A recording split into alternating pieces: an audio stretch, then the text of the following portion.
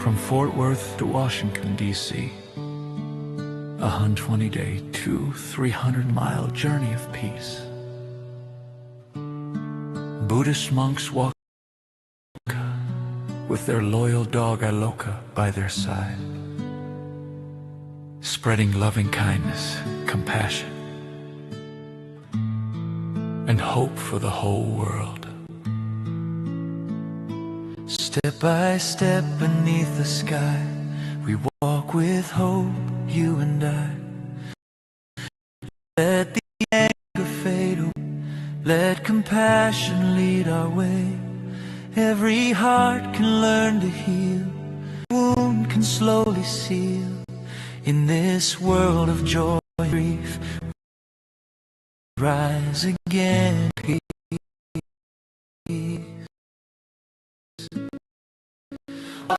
Peace, walk through day, hand in hand, the world will see.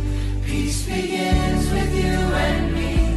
Walk for truth, walk for love, guided by the stars above. Let all hatred finally cease. Come with me, let's walk for peace. Across the land from sea to sea, a message carried peacefully. 120-day walk so wide, 2,300 miles they stride. Buddhist monks with hearts so pure, Aloka walking strong and sure. Step by step their prayers increase, calling all to walk for peace. Walk for peace, walk for light, walk through day and walk through night. Hand in hand the world will see. Peace begins with you and me. Walk for truth, walk for love, guided by the stars above. Let all hatred finally cease. Come with me, let's walk for peace. May all beings live in freedom. May all suffering gently cease. May our footsteps write the story of a world that walks in peace. Through the valleys, over mountains, let our gentle courage rise. Peace is born in every moment when compassion fills our eyes.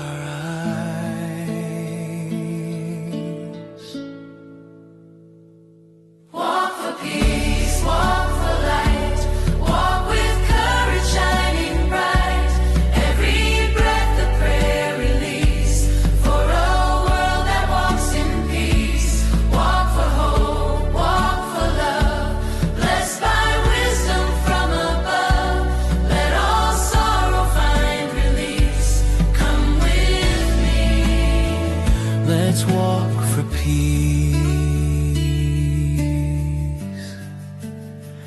Come with me,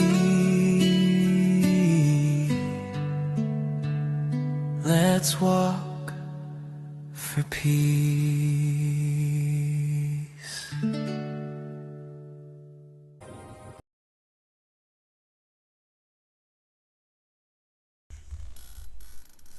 Coming to you via satellite from deep within the Trinity Alps.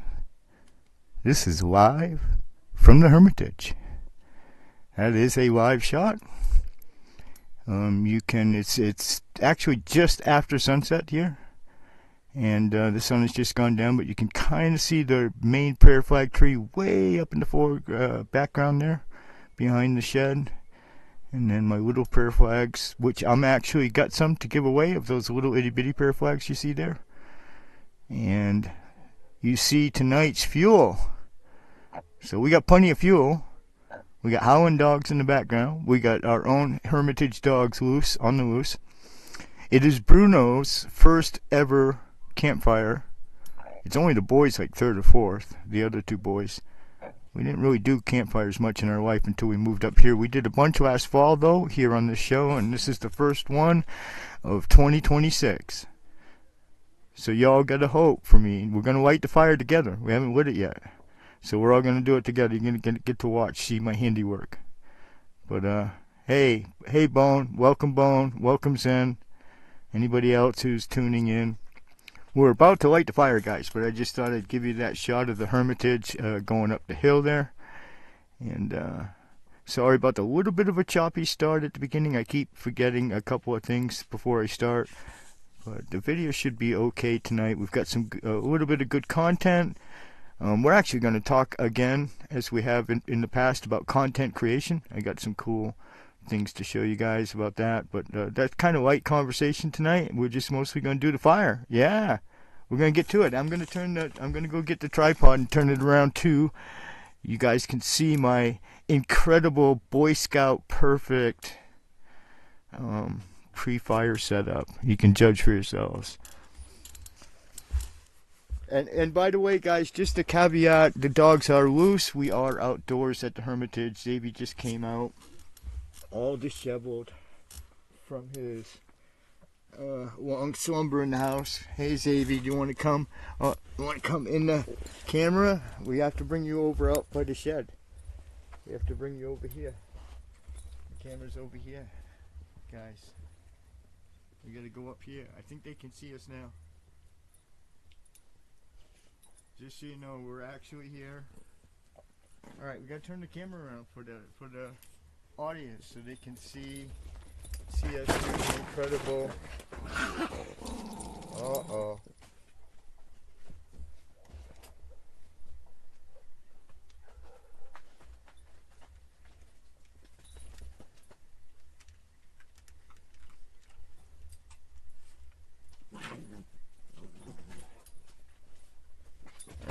I got to keep coming back. I don't have a viewfinder on the camera, so I got to keep coming. There we go. All right, not bad. So what do you think, guys? Now, I'm pretty confident that that's a really like Boy Scout regulation fire, guys. I really am. And if I had to, out in the wild, I mean, I kept the firewood dry all winter. I just uncovered it today for the first time, and it's been dry all winter. It's juniper, so it is, in fact, fairly flammable and very aromatic. It's very very pleasant fire to be around. We've done them before up here. This is not the first fire in this ring. This is the official Hermitage fire ring, and yeah, so not a bad stack. Now, like I said, if I had to, all things being equal, if I had to sort of light that up Boy Scout style outdoors, like, you know, without any help, just with the matches or a lighter, I'm confident there's a lot of cardboard and newspaper like down under that, and a whole bunch of twigs and sticks, so I'm pretty sure it would go. But however, well, I come from a weird family, kind of a pyro family, so we're going to use a bit of accelerant. Already my sister's got like 911 on like the speed dial. I can tell she's reaching for the phone. Uh-oh. But yeah, we're going to use just a tad bit of accelerant, that because I mean, I just don't want you guys to spend all night watching me like flick my lighter into that pile there. But it's a nice little stack, and it should go up really, really quick and easy, and we'll have a fire. And then I'll turn the camera around to me and the boys. Liquid kindling, right? Yeah, that's it. Liquid kindling. All right, I love you guys very much. Everybody who's tuned in, say hi in the chat. And here we go for the official lighting of the first ever Dharma Wheel Hermitage outdoor fire of 2026. Many more to come. We're actually probably a little bit ahead of the curve. Hey, we got some viewers for the official lighting. We're about to light it, guys, so don't tune out. Also, if you want a free giveaway, get into the first raffle. We'll do more tonight if we can. But just ! raffle. Type that into the chat, and you'll get into the first giveaway tonight. So, yeah, guys, we're about to go ahead and do it. well, not really a bonfire. I wouldn't call it a bonfire. It's a pretty decent sized ring. I don't know if you can tell, but here's my hand, guys. You might be able to see, and there's my Yeti mug, which is a pretty big mug, and it's topped up full of freshly brewed Honduran, fresh ground Honduran. I ground it myself. Honduran coffee. Thank you for getting into the raffle, everybody. The first raffle, first prize is going to be, we're going to do several prizes depending on how many people we get tonight, but the first prize will be, well, I'll save it. I'll save it for a surprise. But yeah, exclamation point raffle, guys. So here we go. Without further ado, stand by. Do not tune out. Hopefully I don't blow myself up or burn the mountain down. But unlikely. Unlikely. So, here we go. Now, just remember, like I said, guys, be patient. Anything could happen. The dogs are on the loose on the mountainside here tonight. We got coyotes up here. They've made appearances, actually, on my live streams before, back in the fall, if you're new to the channel. If you're new to the channel, like the stream tonight. Subscribe. You have to, I guess, if you want to chat, but please chat. And so, yeah, without further ado, guys, I'm going to go ahead and light it. Get the accelerant first.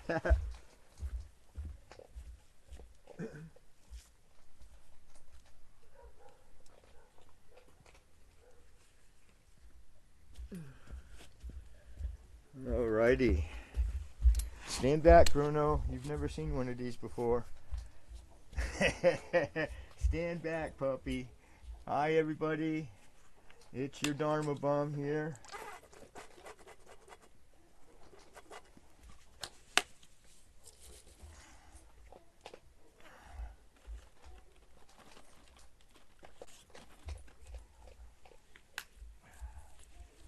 Did I bring my lighter? Of course not.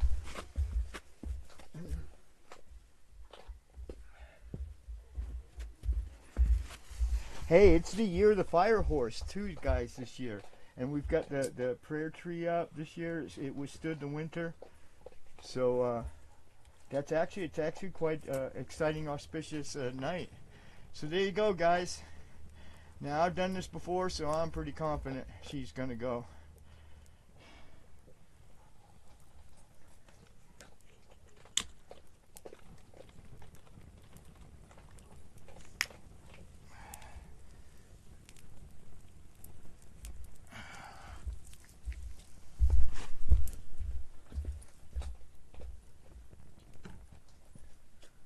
All right. Hey, how many people out there live streaming a campfire on the mountainside? Huh? It's going to get big, guys. Don't worry. It's going to go off.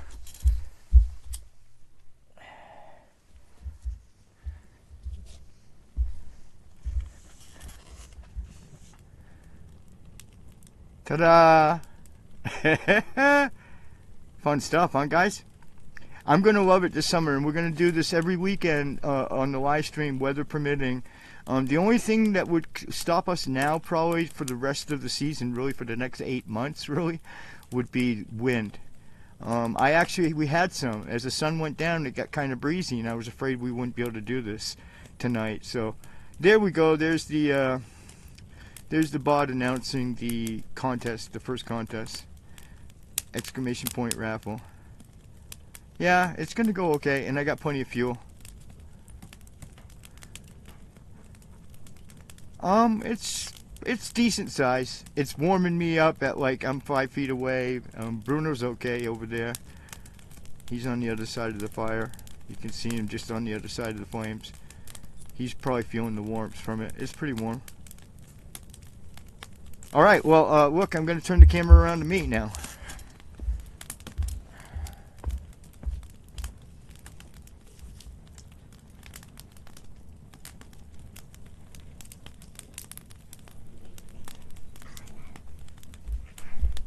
Sorry guys, I don't have a viewfinder, so I gotta come and check if I'm even in the shot. Maybe we'll go up a little bit.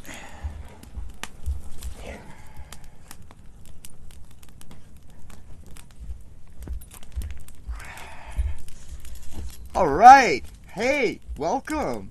Now, hey, this is gonna be the coolest live stream on YouTube. I'm sorry, but like, whatever. And there it is, guys. All I got to do is keep remembering to put logs on. And you saw I got a nice little pile of logs to go on tonight. So we should be fine. You can see the boys playing around. The lighting should be all right, but I have an extra light, a studio light that I can deploy if necessary. We'll just see as the sun goes down. It's really still, as you can see, a little bit light out here. I hope my voice is coming through okay. Everybody let me know if the stream is streaming okay. I haven't dropped a single frame.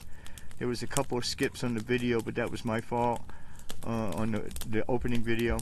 And we got some other content, some stuff to talk about. There's Xavi. You see Xavi making an appearance behind me, and his bodyguard Bruno. And they're clearly, Bruno's never seen a fire. Like the boys have only seen 3 or 4, really, in their whole lives. That was last fall. But Bruno's, you know, he's new in life. He's only like, you know, 4 months old. So, Xander's here. Well, maybe I should find him, huh? He's got to be here somewhere. I don't know. I can beep him. I got the tile. I should beep him. I can hopefully beep him without, like, and then just make myself feel self-assured. Uh-oh. Xander Bay, where you at, kid? He's actually not even on the radar. Xander. Okay, come on up here, kid. I see you, but come up here with the fire. Don't be scared. He's all the way down on a tree like he's scared of the fire or something, but he wasn't last time. Come on, Zan, come up here with us. Don't make me beep you. Hey, you coming? Stay up here, Zan, with us. There you go. Come on, good boy. Perfect job, perfect job. See, I didn't even have to beep him. Good boy. You're a good boy. I think I can control everything. We'll see, guys. But it's definitely not a breezy night at all. It got very calm after the sun went down, so that's very cool. We'll be able to. That would be the only contingent that we wouldn't be able to burn a fire. Is if it was just a little too breezy. It wouldn't take much of a breeze, and I'd have to call it off. I don't want sparks flying all over my mountainside. So. They all have their tags on, hun. Exactly the way you put them on. I didn't even alter them or touch them. And they wear them 24/7, except maybe late at night when I take them off for like discomfort of like being in bed and stuff. Usually the last run of the night, and then after when they come in, I take everything off. And they might make a 3 o'clock run with nothing on, to be honest with you. At 3 o'clock in the morning, all bets are off, so they just kind of get shot out the door and they usually come right back in, though. It's at 3 in the morning. But other than that, that's about the only time they don't have them on. But they have them on now. You can actually hear them clanking when they run around. Like, they make quite a little clanking sound, so. Well, guys, what do you think? Did I do okay? Everybody, anybody who's like working, chime in. Did I light the fire okay? What do you think? Let's say hi to everybody. Buddhist priest, hello. Thank you. Welcome back. Bruno is a giant. Guys, I've been watching videos lately of dogs that are right at 180 pounds. I'm going to try to keep him nice and slim and trim. The one thing I've noticed is that these bigger dogs do tend to get really fat. Like some of them that are homebodies on YouTube, you see them, and they're like bragging, yeah, I got a 180-pound Mastiff or 180-pound this or that. And they're gigantic. They're like fucking Jabba the Hutt, right? And it's like, no. I don't want him like that. We're going to control his weight and keep him nice and slim and trim. Thank you. Thank you, guys. Yeah, it's going to be okay, I think. I'm going to get some fuel and put it on, actually. Thanks for saying that. Get some logs here, maybe some bigger ones.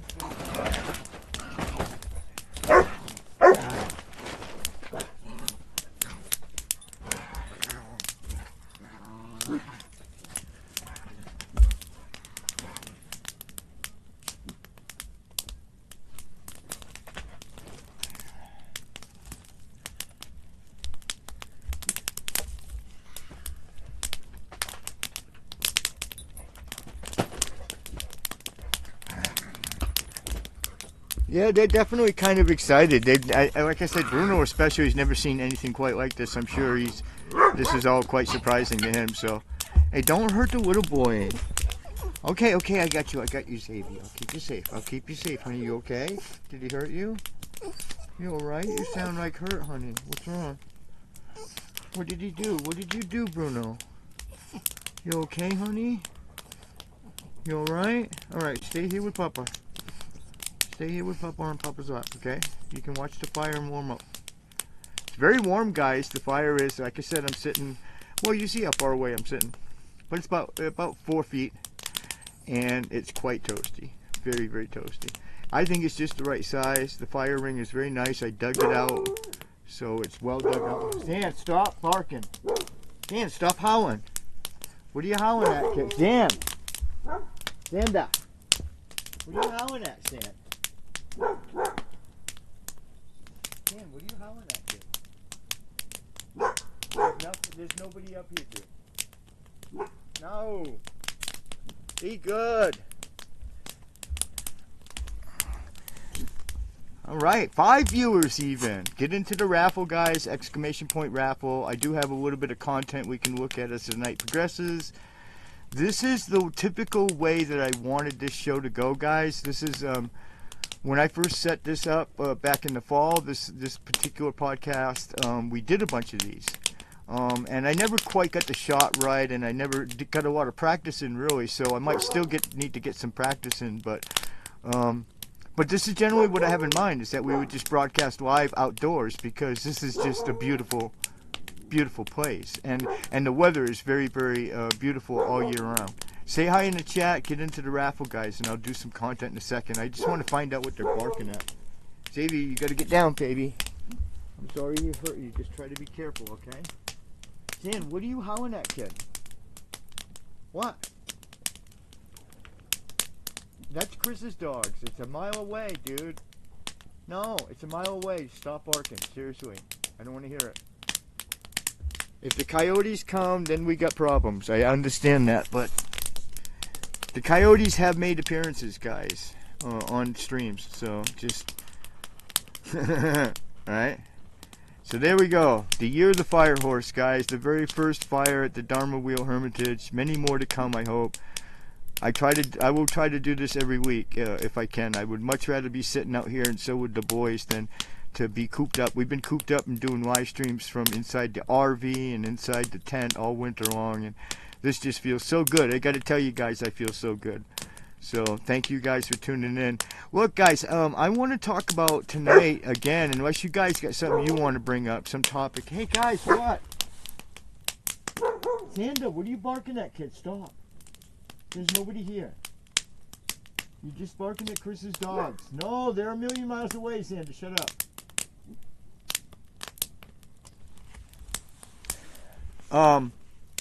But anyway, we've talked about this before, guys, and I want to talk about it again because there's something kind of really exciting that happened at the beginning of this year, and it's called the Buddhist Content Creators Convention of 2026, and I guess there'll be more.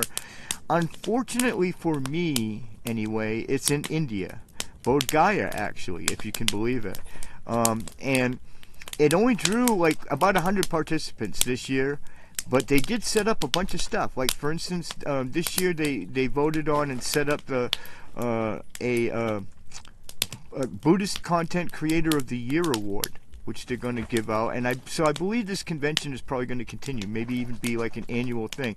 I just can only hope that they'll move it around a little bit and maybe do the next one in America, in the United States. There were some United States Buddhist content creators there. But I've seen just a bunch of their stuff. Unfortunately, all the material, like the masterclass stuff and the masterclass videos and everything like that, is all closed up. It's not available. You had to be there, in other words, to get this material. The actual, what he's going to describe in this video will be an overview of that material, but to really get it, I would like to see them put it available online, because to be honest with you, I would probably pay to go through this course, this masterclass that he's about to describe in this video. And then we're going to look at a couple of my favorite content creators and where I think it's going, where I think content creation in general in Buddhism is going. and just maybe take comments from you guys and questions and whatever. We're going to do a Walk for Peace also update by the by as the night goes on, so stand by for that. I've got that on my sisters sent it to me on my phone, so we'll talk a little bit about what is happening with them post walk, so to speak.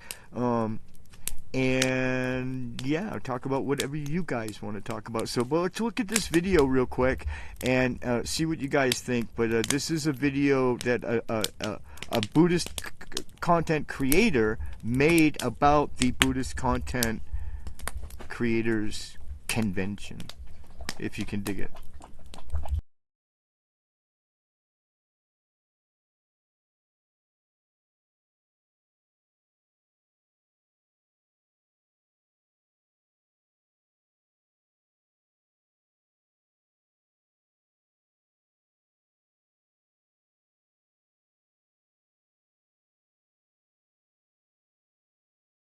Okay, so what happens when a spiritual tradition that's thousands of years old crashes right into the middle of today's creator economy? Well, you get something totally fascinating, really unexpected, and maybe even a little bit enlightened. I know. That sounds like the beginning of a really weird joke, right? I mean, what on earth could possibly connect a group of monks with one of the most famous, most followed athletes on the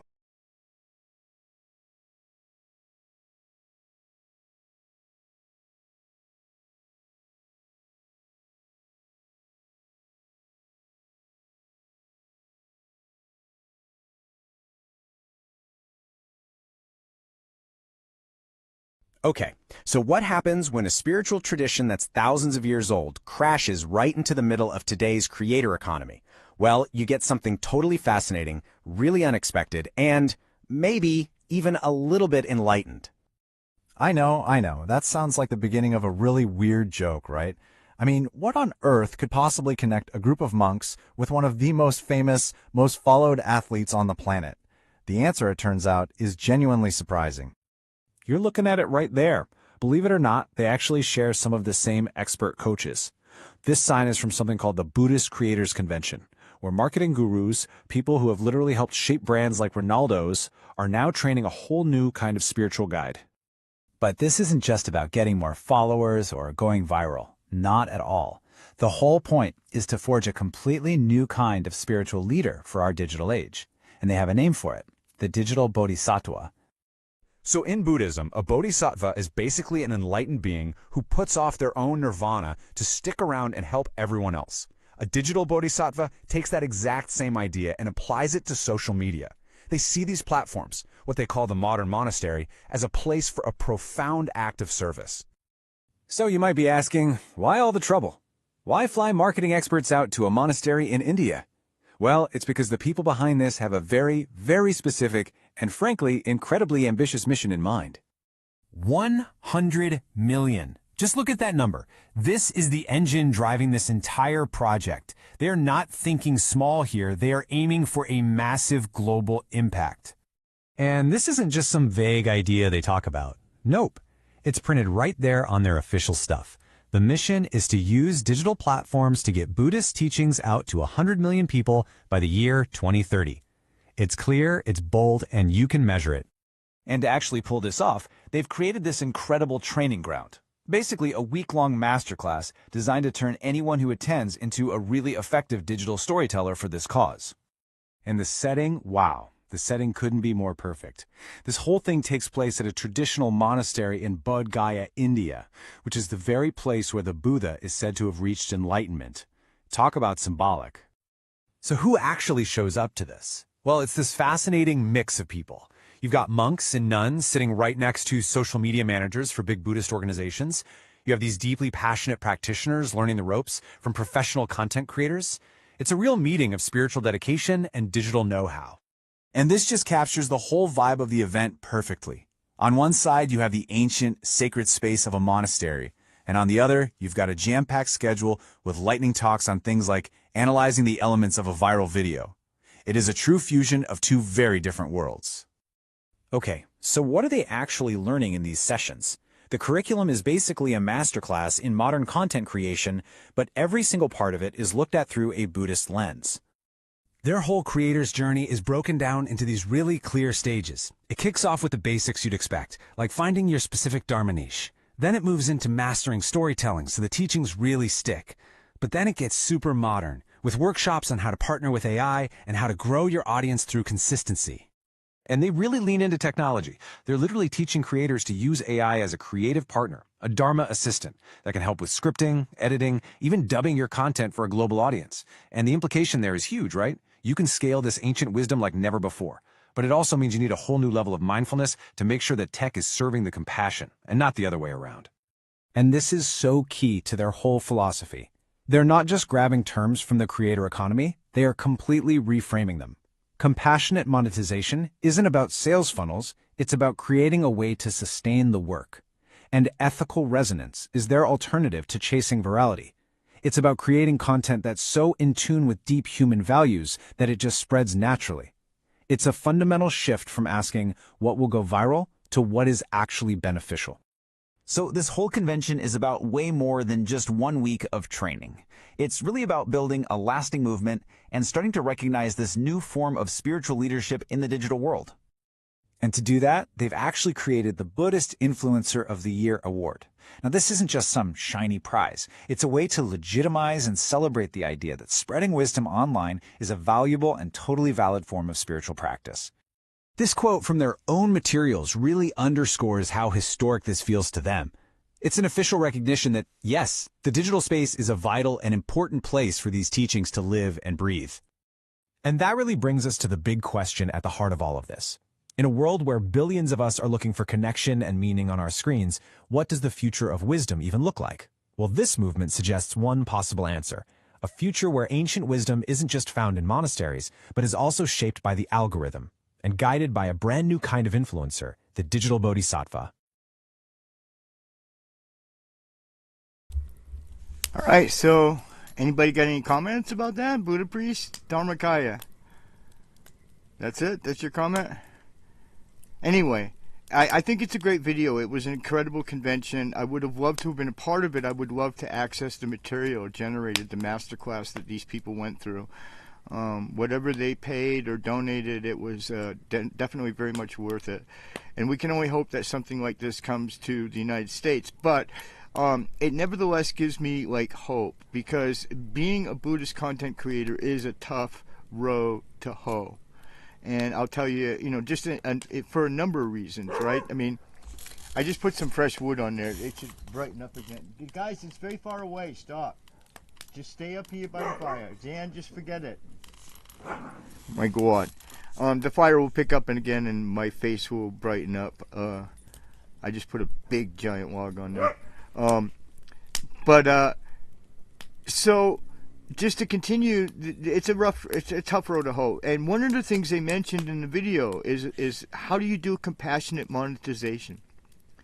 And I'm sorry, but I know a lot of my fellow content creators do inline ads, but I just can't stomach it, and I won't do it. I just won't do it. I will never have inline YouTube ads on my live streams or my videos. I might accept a sponsor for this show, but only if they were handcrafts, like some sort of Buddhist handcrafts, like meditation cushion people or something like that, who sold handmade meditation cushions. I would do something like that, right? Let them sponsor the show. But I would never like run inline YouTube ads. I know some Buddhist content creators do, and many don't. But so, how do you do compassionate monetization? And of course it really comes down to one thing. It comes down to donations. I mean, it becomes a service, right? It becomes part of the service of the Dharma. Like you said, you're transmuting it into a service. He called it digital bodhisattvas, right? And so we need to rely on just our viewers to be able to, to make donations. I'll give you an example. I have stream tips up. I'll throw a link right now in the chat. Hold on. But I have stream tips, and not one single person has ever given me a stream tip during the stream. And so just to give you an idea that I cannot believe my content is actually that bad. I'm going to throw the link right now for the stream tips. but I can't believe. So, but we have to, I think we have to rely on our viewers to support. I'm sorry, guys, the fire will pick up. It got a little dull, but there's a big giant log on there, so it should pick up in a second. And I need to check on the dogs. Where you guys at? I'm gonna beep them because it got dark up here. Bruno, Sanda, where you guys at? I get nervous when I don't hear you making noise. There's Sand. Where's Bruno? There he is. Okay, never mind. Alright. As long as we got you covered. We gotta poke. I gotta get my poker, sis.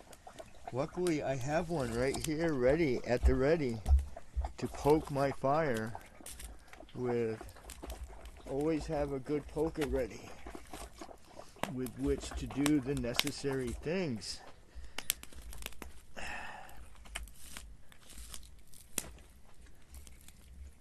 There we go.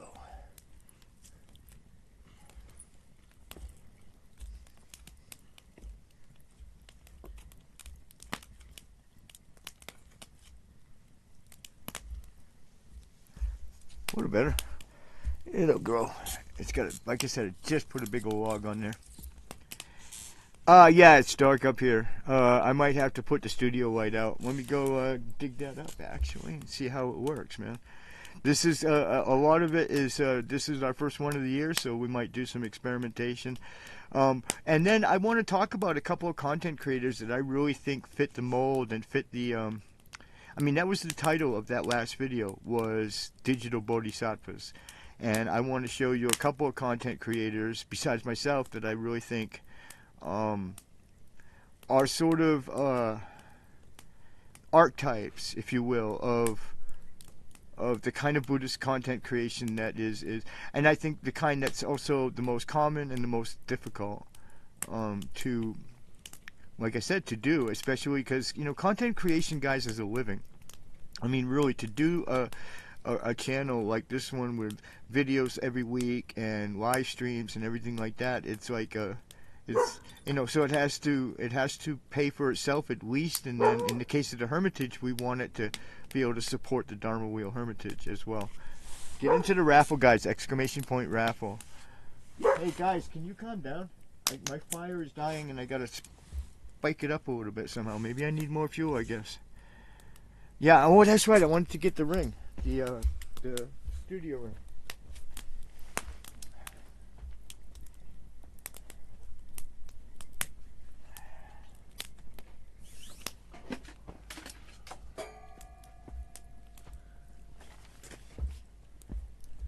Now, I have no idea how this is even gonna.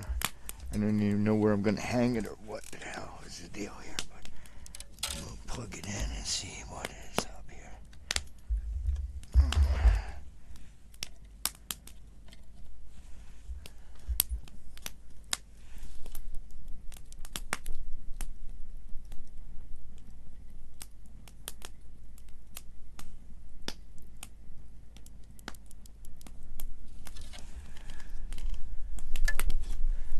Now, where do I put it?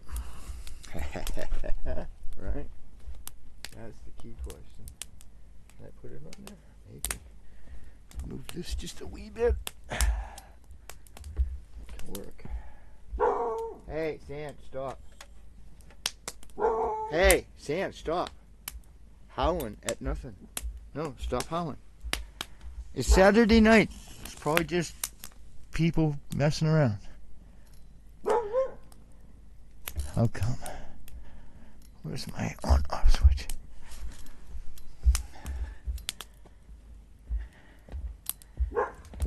Sand, you gotta hush it, kid.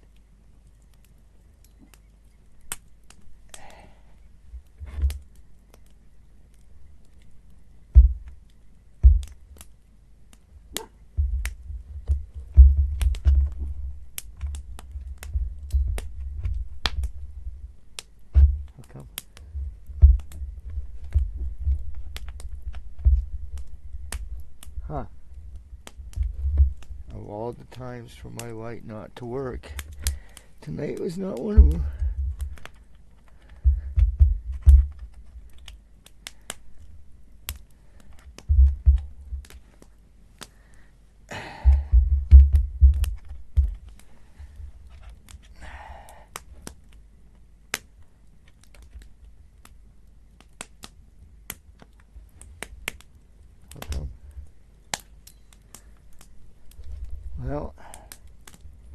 that one's finally bit to dust. Well, oh well, guys. The studio light is kaput. Well, this is it. This is what we got to work with. This is what we got to work with, guys. I gotta figure out another studio light. That one croaked. I got either that or fix that one. It's broken. But anything can happen. Anyway, guys, so I want to talk about a couple other content creators besides myself. I don't know if he's here tonight. He might be working in the background. Maybe not. Maybe he is. But we all know him. Lama Choga. We've talked about him before. He just, we're not going to play the whole thing by any means. We're just going to do a sample. You guys know where to find his channel. I was going to put him in the description and I forgot. So I'll have to edit the description after the stream is over. But and put his channel and whatever. But it's, I believe it's at Ultimate Meaning is his channel. But it's the name of the channel is Theory of Samsara. And he... the video I'm about to show you, I kind of rate this video as like probably the second best video that he's ever done. His first best was an interview that he did over in a monastery in Korea, a Zen monastery, and he interviewed the abbot. And the abbot made him coffee, made him like good coffee, like Zen tea style coffee, but coffee, not tea, right? I mean, like it was ceremonial. It was really cool. It was pretty deep. It was heavy, man. It was quite neat, quite nifty. But that was a great series of videos and interviews that he did from that monastery. He was recently, I believe it's in Madrid where this is, but we'll listen to the video itself. And he is about to interview a Benedictine monk. And so, for obvious reasons, this video really tickled me, and I rate it as the second best video ever. So let's take in a little bit of Lama Choga interviewing this Benedictine monk.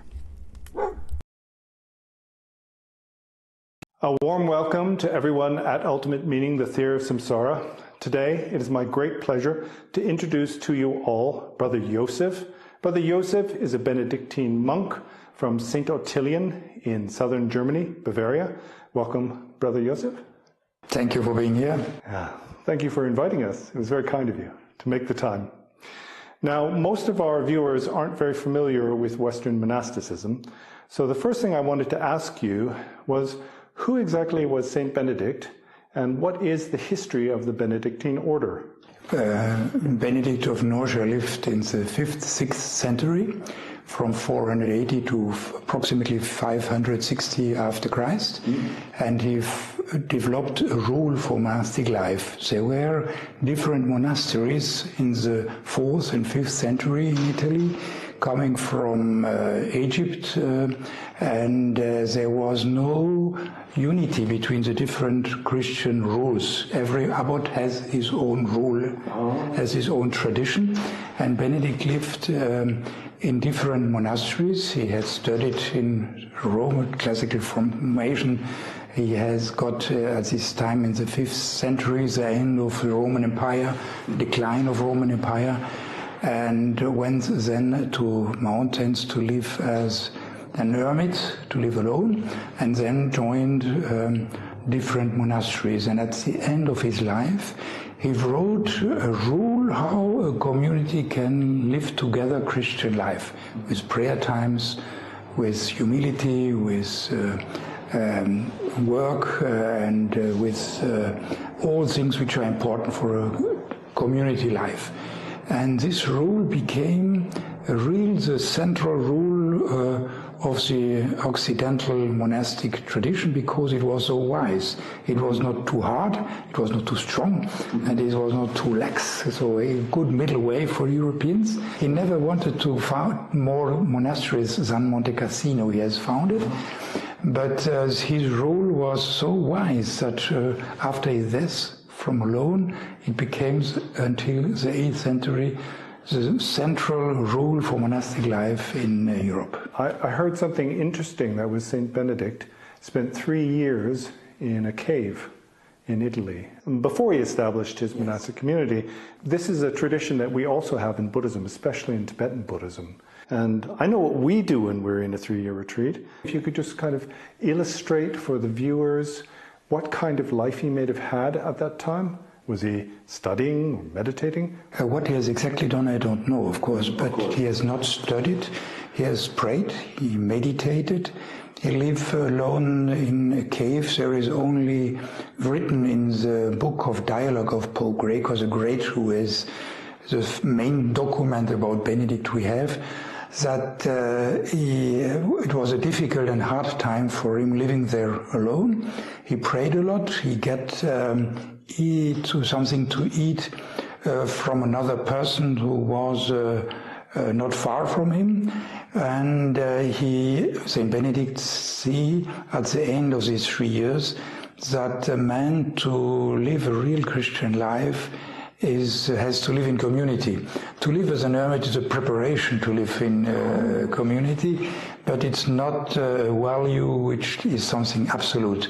I experienced also a lot of similarities in Buddhist Japanese monasteries, meeting the monastic tradition in Japanese monastery or in Ladakh, and there were a lot of similarities with the rule of Saint Benedict.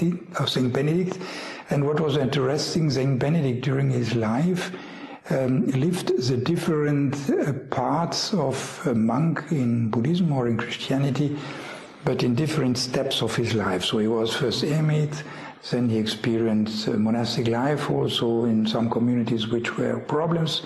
And at the end of his life, all this experience he made his whole life as hermit and communities, put it together in a very important document, which is the rule of Saint Benedict, became the main rule for monastic life in Europe in the Middle Age. So the other religious orders, the Franciscans, the Dominicans, came in the 11th century, the Dominicans, the Jesuits in the 16th century, but the Benedictine rule is the oldest monastic rule and was very inspiring also for other religious movements and foundations.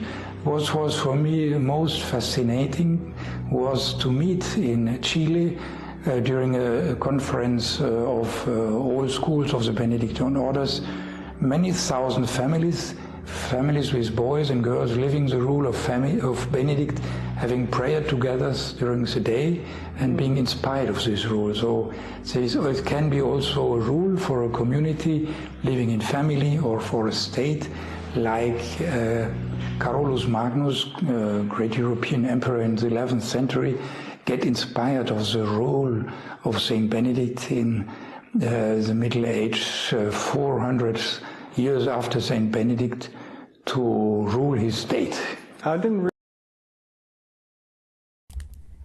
So that's just, I don't want to spoil the entire interview, guys. Go over to, I believe it's at Ultimate Meaning. Again, I'll get the links afterwards, guys. I forgot to put them in the description below.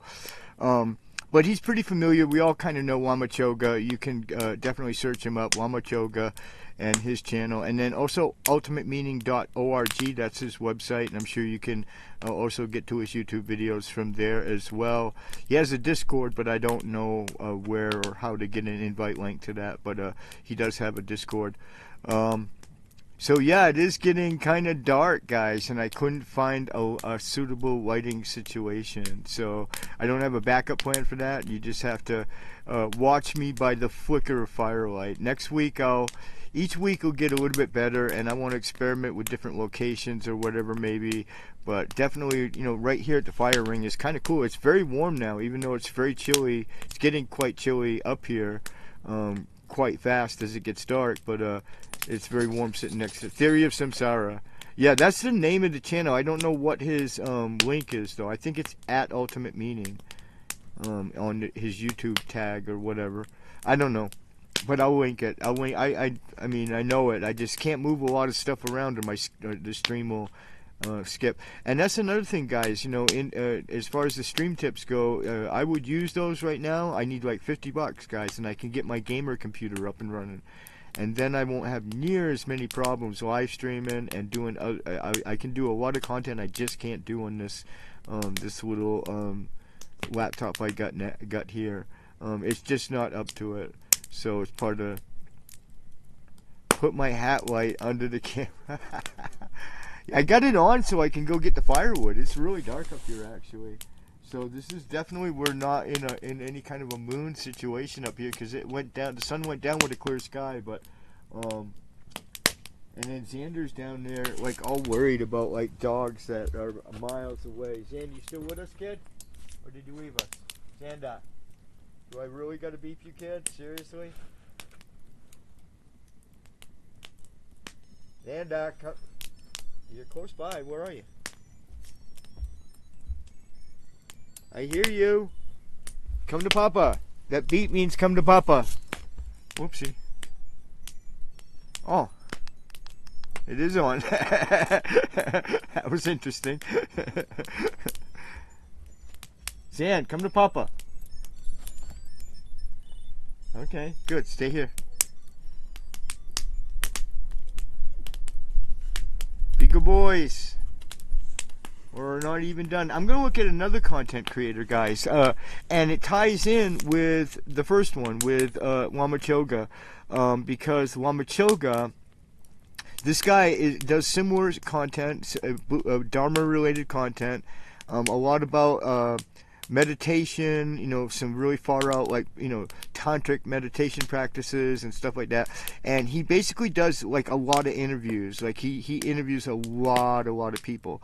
And tomorrow he's holding a special tantric Buddhist roundtable. And Lama Choga is invited. He's going to be one of them. And so I'll make sure to put his channel in there too. But search Vinay, Vinay, Vinay. But again, I'm sorry I didn't put the links in the description at the beginning of the stream. I'll put them on right after. But if you search Vinay, Vinay something, it begins with an M. But we're gonna look anyway at some of his stuff. This is another roundtable he did just recently. And it gives you some idea of how he organizes his stream and presents. But then also, guys, God, I'll try to get the link before the end of the show so that you guys can follow him and then watch for tomorrow, because tomorrow he's gonna, I think it's gonna be a live stream too, but he's gonna stream a roundtable, and Lama Choga, the one we just saw, will be one of the participants in the roundtable. So let's take a look at him. Sri Krishna, Arpanam Astu, in the way that I offer this interview onto Sri Krishna, right? Not in the sense of like, you know, if this interview, if it comes out great, then I did it, or if it comes out bad, it's Sri Krishna, you know, it's his fault. No, not in that sense. Right? Or let's take the matriarchy aspect, right?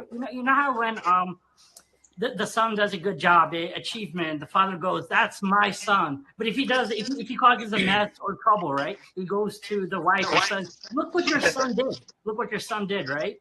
So no, not in that aspect, but in the sense that the results of this interview come from Sri Krishna. They're not mine.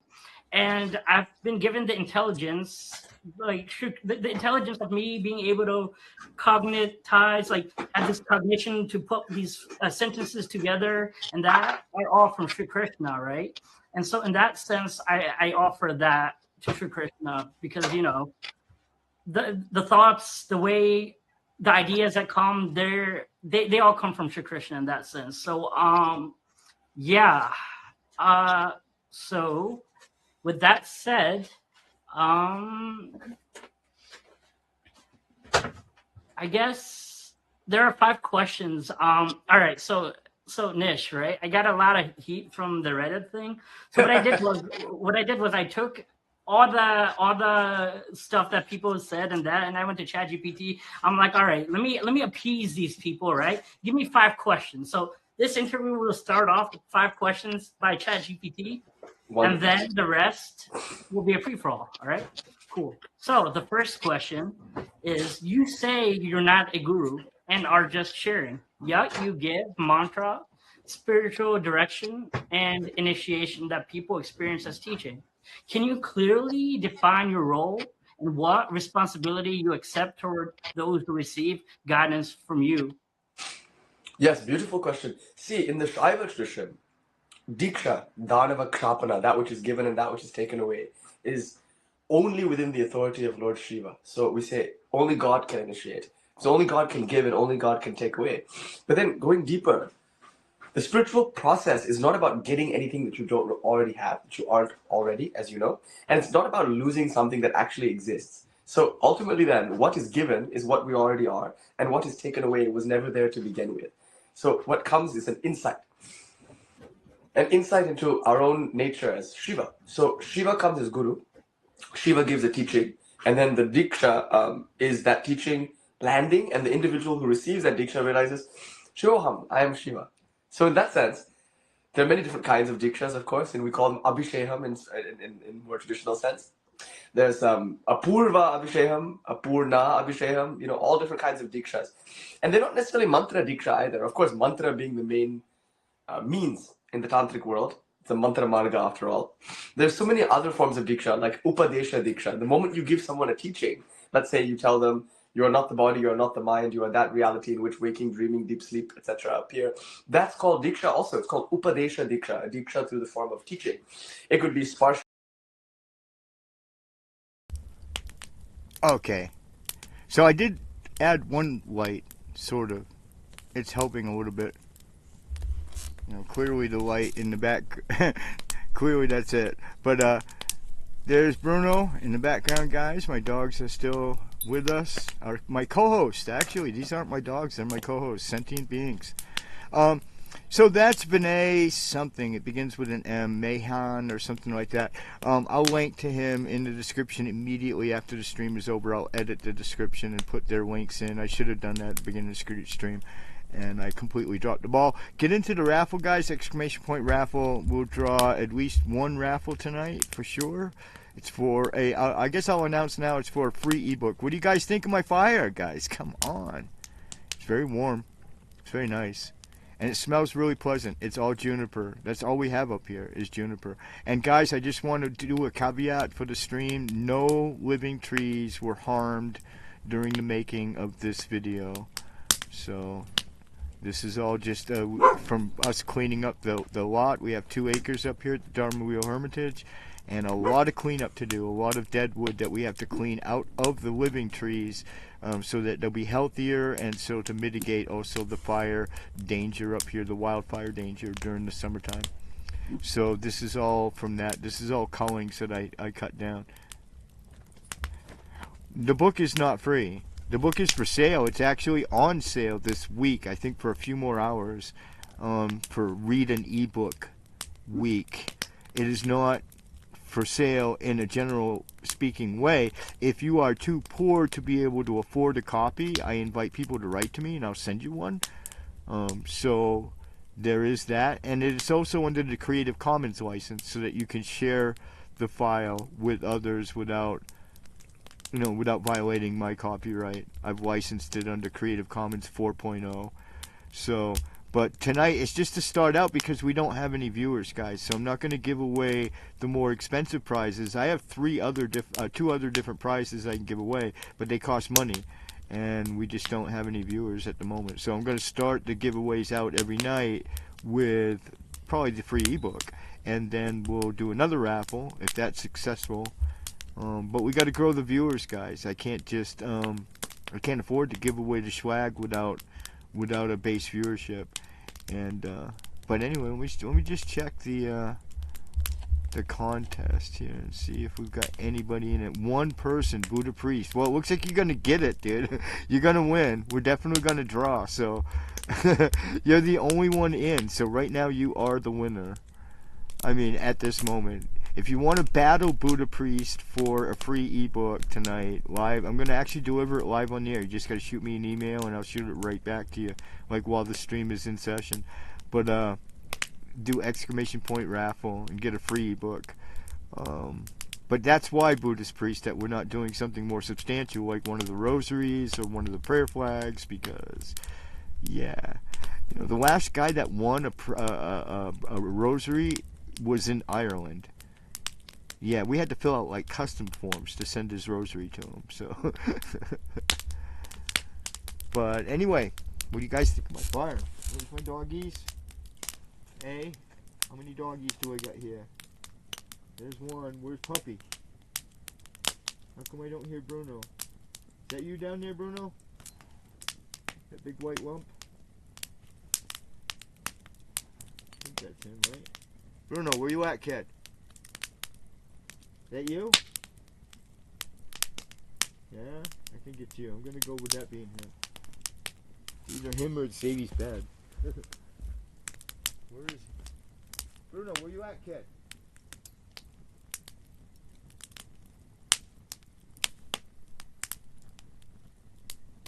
Never a dull moment here at the Dharma Wheel Hermitage, folks. Oh, he's somewhere nearby. Come on back into the firelight, kid, where I can see you. Oh, there he is. He's in bed. Alright, you can be in there with Xavier. He's in there bathing his little brother. Oops, sorry, guys.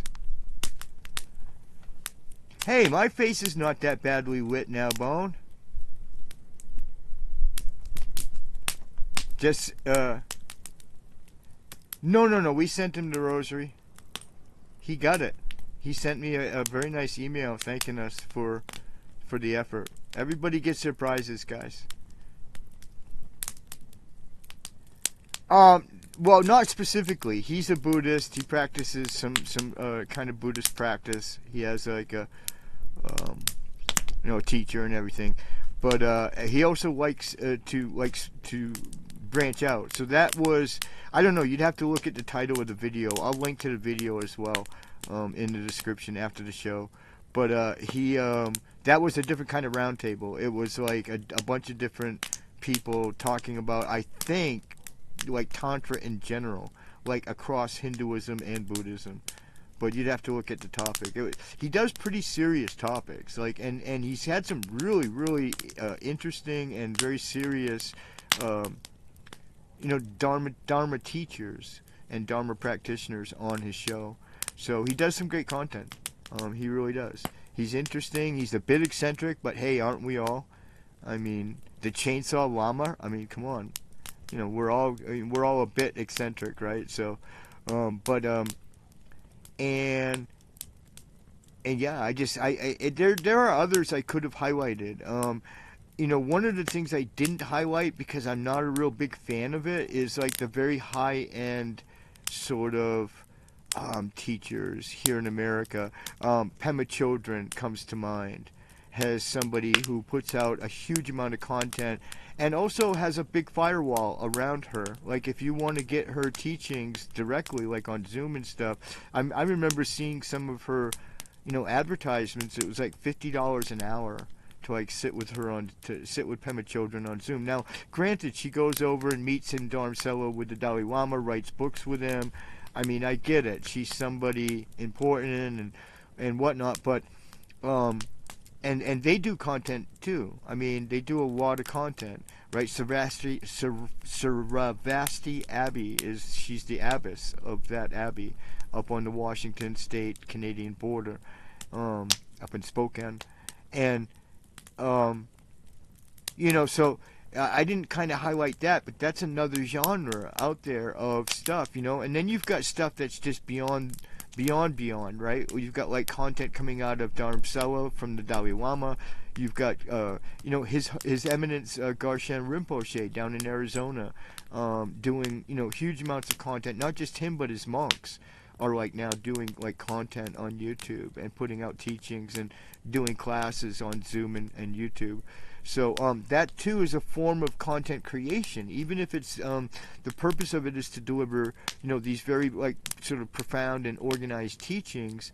It's still on another level. It's still just another YouTube channel, right? It's Dharma content creation, but it's very like top sort of shelf, right? And what I'm into and what I'm doing myself, and then what I'm also into highlighting is, I guess I'd call them armchair Buddhist content creators, right?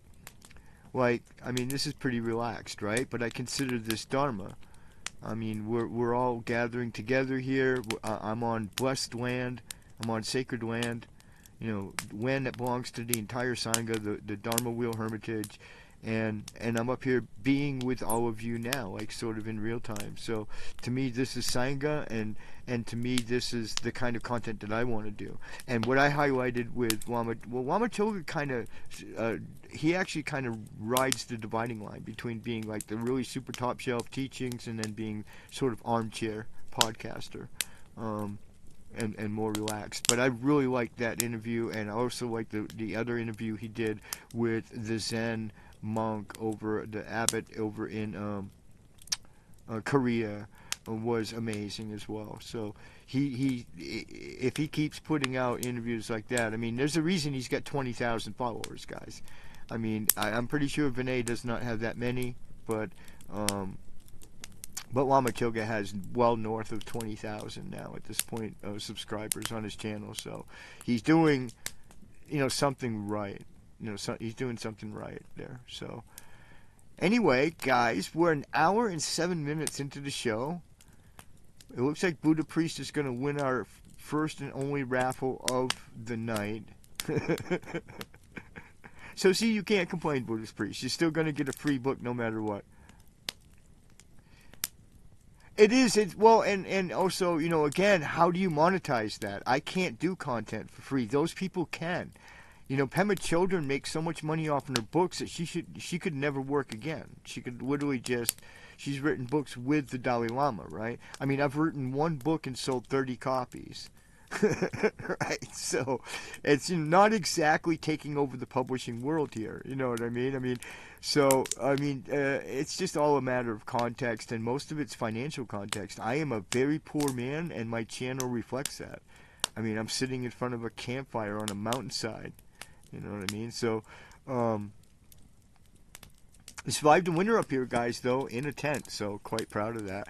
Anyway, I'm going to do a break song, take a stretch, maybe make a peanut butter sandwich, make sure my dog's here. I wrote a book about, I'll just tell you the title. The title kind of says it all. Well, there it is. There's the title right there. That answers your question. The bot just answered you, dude. It's called Vajra Cave, a basic daily practice for solitary Buddhists. And you're probably going to win a copy of it today. So, yeah. And I'll do a show where we'll dive into it. Like, I know sometimes I've seen some people that write books, like read from their own book and stuff. That seems a bit cheesy to me, but I'm willing to give it a try. Maybe sometime I'll read like some of what I think my favorite parts are of my own book. I got a second book coming out, guys, on June 1st, and it's going to be called, well, wait a minute. I think I got the cover somewhere down here. There it is. There we go. Robes of Saffron, Hearts of Gold, the 2,300-mile journey of the Walk for Peace. Well, thank you. I appreciate that. I get no stars. Nobody does. Like I said, I've only sold like 30 flipping copies of it. Right? It's on sale for like a couple more hours, guys. It's only like $2.25 right now, as opposed to normally it's $3 for the ebook. That's for the ebook. The paperback is available. It's like $12 though, for the paperback. It's a very thin volume, and it's just really it doesn't get into any theology, any deep philosophies. It's really what's on the tin. It's just about how to cobble together a productive core sort of daily practice for Buddhists, especially Buddhists who are leaning towards Vajrayana. Yeah, it's a big deal for all the books, even for the print book too. Like, I try to focus on Barnes & Noble. That's my vendor of choice especially for my print reviews.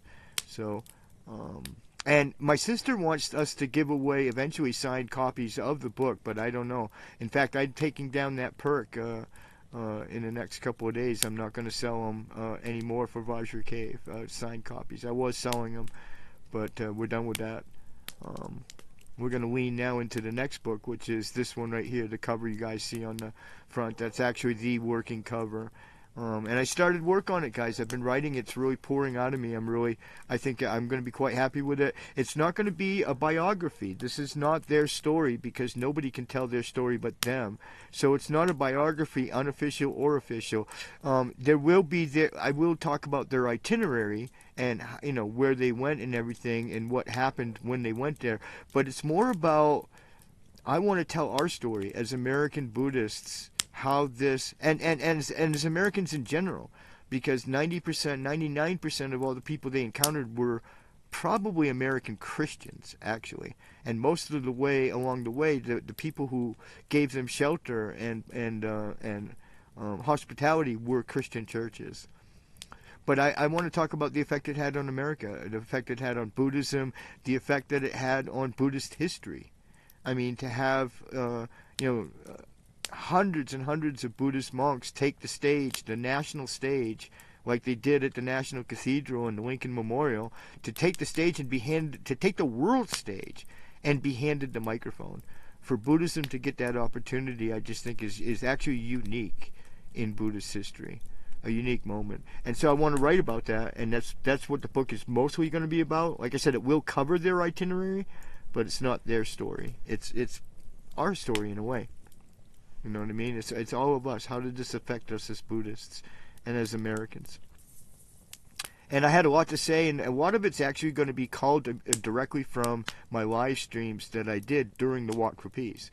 And in fact, in a lot of cases, I'm actually just going to use the transcripts and tidy them up and actually use transcripts from my live streams, because I covered the Walk for Peace extensively. And that's one of the reasons why I want to knock the book out now while it's all fresh in my mind and everything from the live coverage that I did. I have a lot of material, too, at hand that I can use to put the book together. And I'm going to do, along with the book, I'm going to do a little YouTube documentary as well, sort of to go along with the book. And that's hopefully due out June 1st, with any luck at all. Anyway, I think it's a good time for a break song. So everybody stick around. Guys, if you're working, say hi in the chat. Make sure to like the video. Don't go away. Buddha Priest, you're going to win the raffle. Nobody else is in it. So, but if you want to give Buddha Priest a run for his money, ! Raffle. Let's do a break song, guys. I take a stretch and maybe get a sandwich. And we'll be back.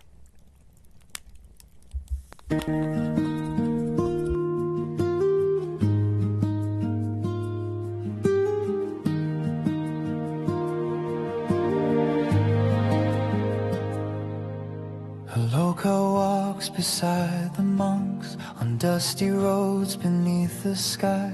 A little heart upon his head, a gentle gift no gold can buy. From Kolkata's tender lanes to America's wide open breeze, he carries love in every step, a tiny pilgrim spreading peace. Aloka, the heart that walks for peace, a saffron glow in fur so sweet. Wherever he goes, compassion grows. Aloka walks and love flows free. Aloka, little monk of light, guide us all through day and night. Your gentle heart for all to see. Aloka walks for you and me.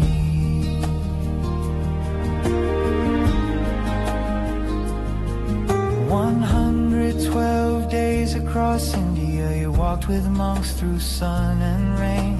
Now from Texas to Washington, 120 days again.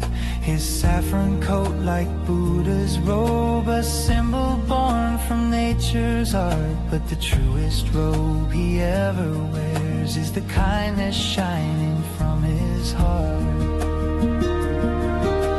Aloka, the heart that walks for peace, a saffron glow in fur so sweet.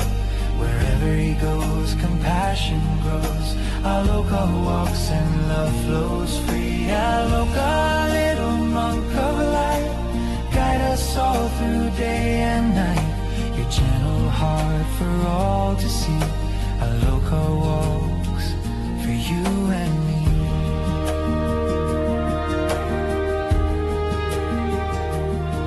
Look closely there upon his heart, so pure, so mild, as if the world itself declared. Here walks love in the shape of a child. He teaches without any word. He leads without a single sound, just walking softly, step by step, placing peace upon the ground.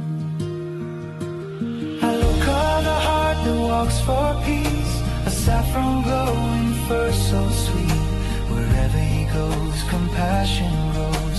Aloka walks and love flows free. Aloka, little monk of light, guide us all through day and night, from Kolkata to the land of dreams. Aloka walks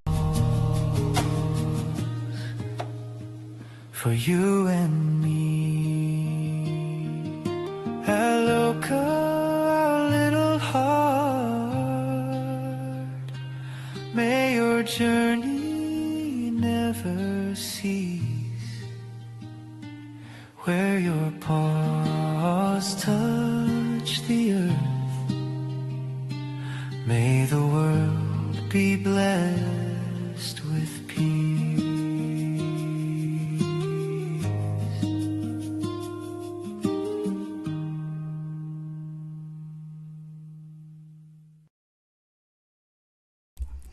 Hey everybody, welcome to anybody who's just tuning in. This is our first fireside outdoor live stream of 2026 on Live from the Hermitage. This is actually how this show was designed originally to be, and it will be like probably 80% of the time. Winter is over, spring has sprung.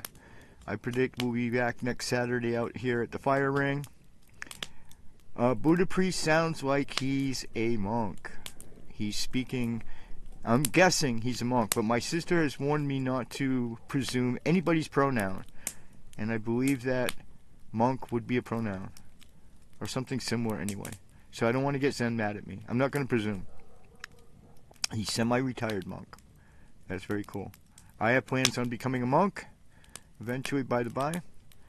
And so, yeah. We're going to have, speaking of monks and Walk for Peace, one of my friends, Venerable Tarpa, is a monk, and he was there. And I knew it. I told my sister that day. I remember saying to her, I was like, hey, that's Venerable Tarpa. I would recognize him anywhere. He's in the front, they're taking a picture of him. And then, like a week later, he dropped his video of him being there at the Walk for Peace. So he answered the call that they put out at the end for any monk of any school. He's a Vajrayana Buddhist, and he was actually ordained, I believe, directly by the Dalai Lama himself. Did some time in monasteries in India, and now is doing a thing. He's got a monastery he's building in North Carolina. We're going to have him on the show. He would already have been on, guys, but he just had oral surgery, which is to my bad luck, so he's not really able to talk. So when he's able to, when he gives the all clear that he's able to sit for an interview, we're going to have do an interview with him. And talk about it. I'm going to do, my sister sent me updates, guys, so I'm going to do the Walk for Peace updates. They're on my phone.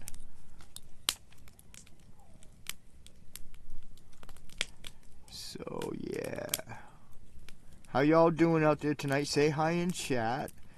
So far, the only chatty one is Buddhist priest, but don't be shy. We got no Irene, though. I miss Irene. And like none of the other regulars. That's too bad. Or unless they're working. I got 21 videos, images here, and all kind of stuff.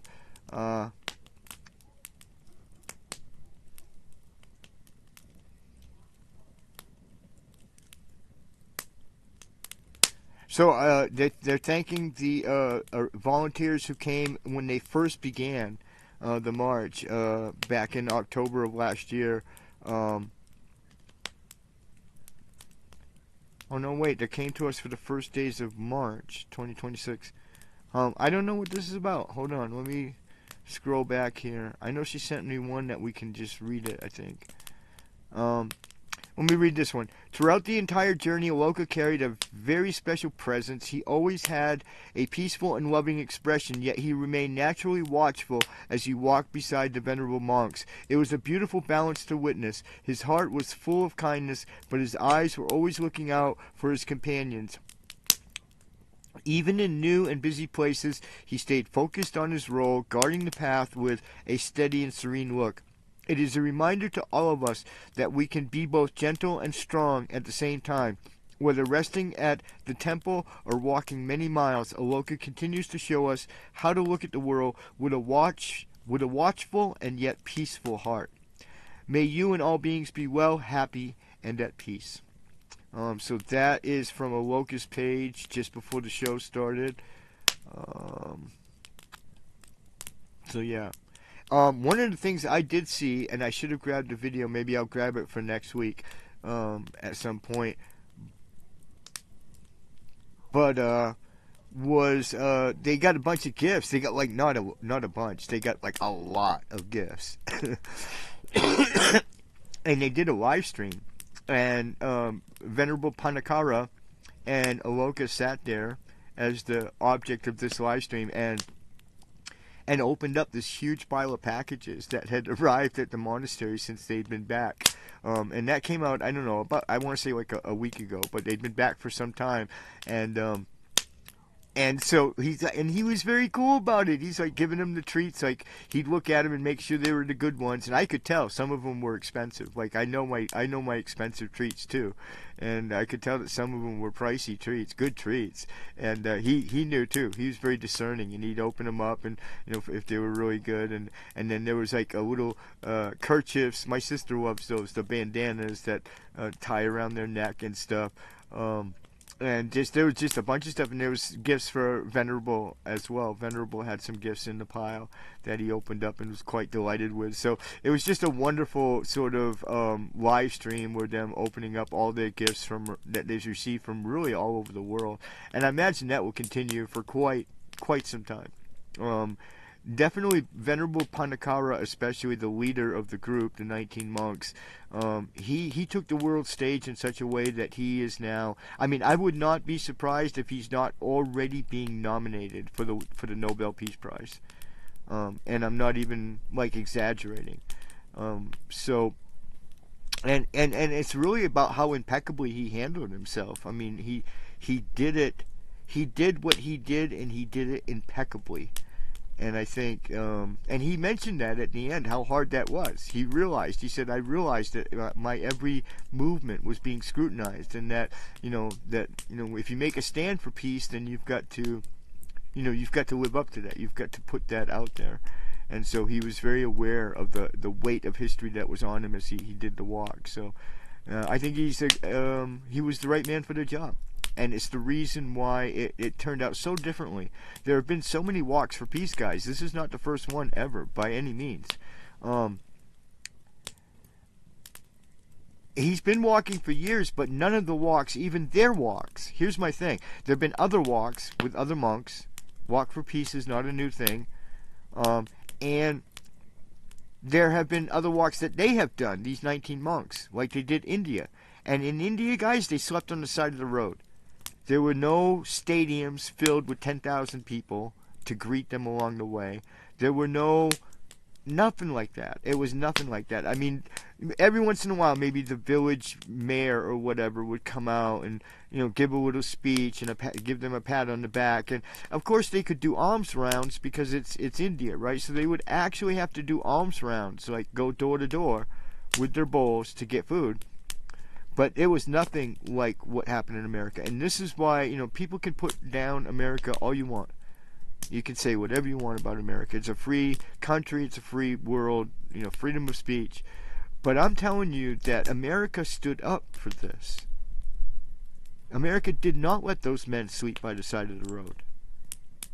America opened up its Christian churches for them at every step along the way. And sure, maybe during the first few weeks there was only dozens of people coming out to see them on the side of the road. But at the end of the march, there were thousands and thousands of people lining the route just to get a glimpse of these incredible men. And that to me is, I just can't wait to explain to people in my book about how this made me feel, and how the difference that I think this made in our country, in the dialogue, in Buddhism in America, everything. Just it changed so much with just this simple act of putting one foot in front of the other in a mindful way. Well, I'm sorry if I said something wrong, Buddhist priest. I'm not a monk yet, so I'm only so learned in Buddhism. But that's my take on it, guys. Anyway, I continue to believe that this changed everything, and I think America stepped up to the moment in a way that none of the other countries that this has happened in have done. So that's cool. I mean, I'm not putting other countries down, but all I'm saying is that I'm boosting my country up. Americans came out for this, and they wept in the streets. They threw themselves on their knees in humble veneration of these monks as they walked by. And to me, that's that I didn't. The only disrespect I saw, and it's kind of funny because from my old days as an activist, I had to laugh. We've encountered these characters before as an activist on the ground in different contexts. We've encountered them. But the Westboro Baptist Church, who is not a Baptist church, by the way. It's just this weird, creepy cult. And you may have heard of them or know them from, they carry signs at veterans' funerals that say God hates fags and stuff like that. And I pardon my language, but that's what's on the sign.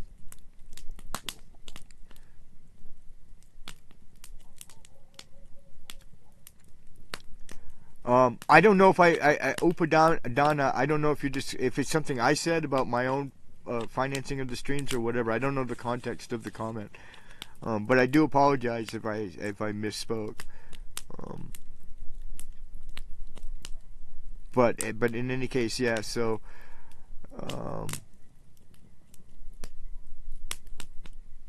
yeah, I think it's a moment. They are agitators who, yeah, they do everything. I've encountered them before, like I said, as an activist in the past. I've had reason to know something about the Westboro Baptist Church, but whatever. I mean, I actually think Venerable Panakara, I've seen the video, and I think he handled it masterfully. So, I think he handled it masterfully. What? What are you growling at now? What? Stop growling. No, they're very far away, Cinder. Seriously, those dogs are a million miles away. No, you need to zip your lip. Well, I hope you guys have enjoyed our first fireside. If you're watching on the replay, I hope you also enjoyed it. Make sure to also give a like and a subscribe. Leave a comment if you want to, if you're watching on the replay. I guess we'll talk a little bit about this. So this is our spring improvement appeal, guys.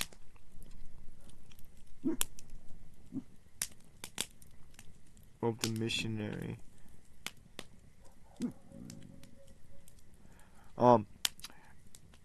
Not sure what that's about, Buddhist priest. But anyway, so this is our spring improvement appeal, guys, and here's the deal. What we want to do with this, and I'll shoot the link now so that while I'm talking about it, you can give it some consideration.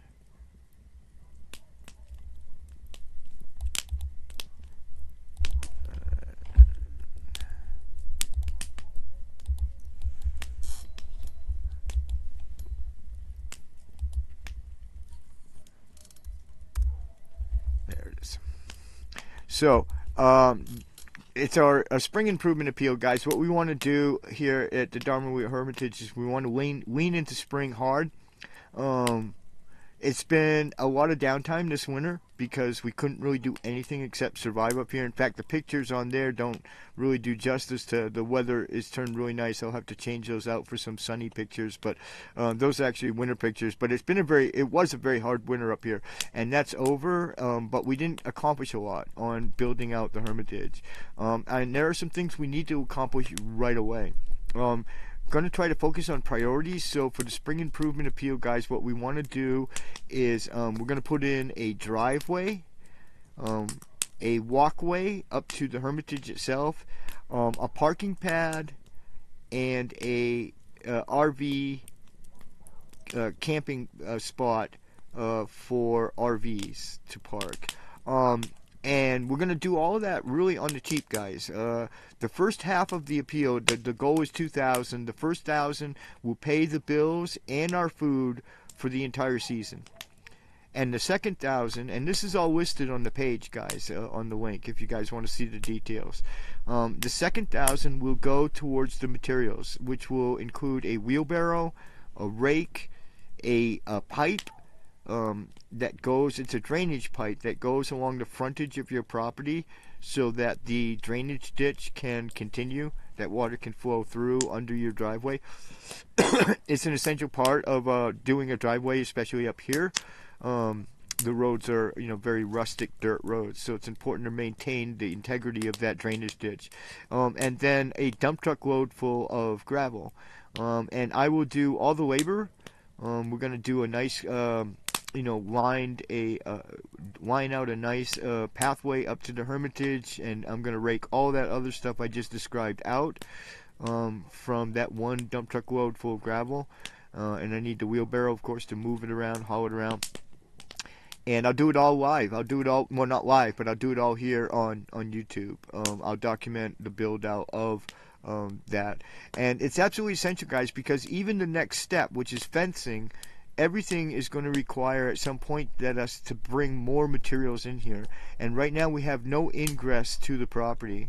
There's no way to get a vehicle properly onto the property. So for me, the first priority has to be that. I'm willing to do all the labor. We're not going to pay a driveway company to come in here and make this stuff for us. I'm going to do it myself with good old-fashioned way, with a rake and a big pile of gravel.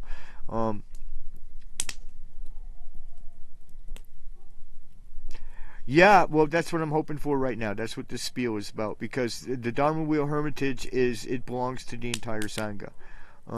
This is not our home. It is our home, but that's not the purpose of the Dharma Wheel Hermitage. The purpose is to build a monastic grade, small, tiny, but very rustic, very deep in the mountains retreat center that any serious meditator can come, and also to do it without care of how much money they have. One of the things that I'm very against is the paywalling of the Dharma, and all of these, sort of snooty retreat centers that charge huge sums to go and spend even a single night in a tent on their property. That we're not going to do that. We're just going to take free will donations, whatever people want to give. So please give generously, guys. And if there's anybody out there listening, we've had a couple really nice big grants. People that have, a decent amount of money. I wouldn't mind, you giving us consideration now if you've got a chunk to give, because I don't want to have to collect this piecemeal. I'd like to get busy. I'd like to actually get the gravel delivered and get busy. So I need at least that first $1,000 to do that list that's on the page, the list of material. We need to at least get the material going, and then we can worry about how we survive the rest of the season afterwards. But so please give some consideration, guys, to our spring improvement appeal. We're going to hit the ground running, and we're going to do all of that this spring. Like I said, the driveway, the parking pad, the campsite for the RV, and the walking path up to the Hermitage itself. And we're going to get that done this spring, and then this summer we'll start on we'll do a summer appeal, and we'll do the fencing. And those are the two first really essential things to sort of square up this property and get it ready. Get it ready for people to receive visitors, because people could come anytime. You can come now. If you come now, you can camp out, and you can be here by next week's fire. You know what I mean? You can sit with me right here next to me on this side, and But anyway, give some consideration, guys, to the Spring Improvement Appeal. And if you're one of our big donors, now would be a great time to hit us with a shot for the spring, so I can get busy on this, and I'll share my progress with you guys on YouTube. So, well, the wind a little bit turned, so there is that. The breeze is kind of blowing that smoke right in my face. My dogs are still here. They're all asleep now, which is amazingly miraculous.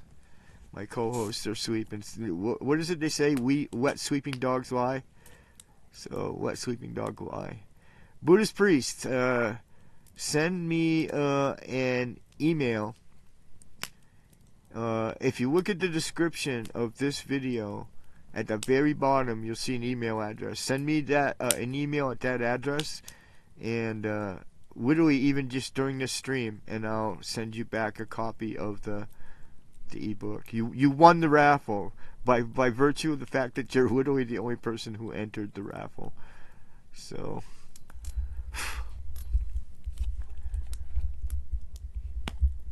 well, guys, it was a very fun time. I hope you guys enjoyed it as much as me and the boys did out there.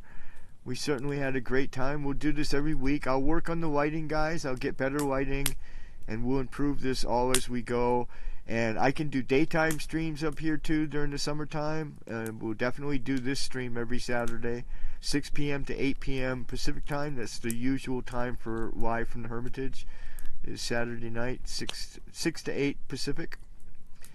But we'll do other content as the spring springs, as it gets warmer and nicer up here, and we'll do daytime content. Check out my music, streaming services. Buddhist priest, because yeah, I think I saw that somewhere where you're a musician. Correct. So follow Buddhist priest then. Anyway, we'll have to put him in the list. The bot has a list of content creators that it gives a plug for when they show up. I'll put that in there. I'll put you in there for next week, but then check him out, guys. Give Buddhist priest a follow if you're watching live, or if you're on the replay. Give him a follow. He's right there in the live chat. You can replay the live chat too, guys. I don't know how many people know that, but you can replay the live chat as it occurred during the live stream. So you can see what was said. So if you're doing that and you see Buddhist priest's little thing there, his little icon, you can just tap on him right there in the chat and follow his channel. Give him a subscribe. If I haven't done it yet, I'm gonna do it. I'll do it after the stream. I don't want to drop frames just to open up a browser window. But wow, that breeze seriously turned against me, guys. I'm getting a face full of fucking juniper smoke. Yeah, I'm going to smell like a big old rainbow hippie. You guys probably, you young people don't know what rainbow hippies are. Oh my God. If you've never been to a rainbow gathering, don't go to a rainbow gathering. You will not have a good time. Not unless you're a particular kind of person, but I don't know. Yeah. I know I found rainbow gatherings to be more trouble than they were worth. But definitely by the end of the gathering, you smelled like a big giant fire pit. Which is what I'm going to smell like in the morning. Or after the show, actually. Well, my eyes are actually watering, guys. Oh, that's bad. Woo!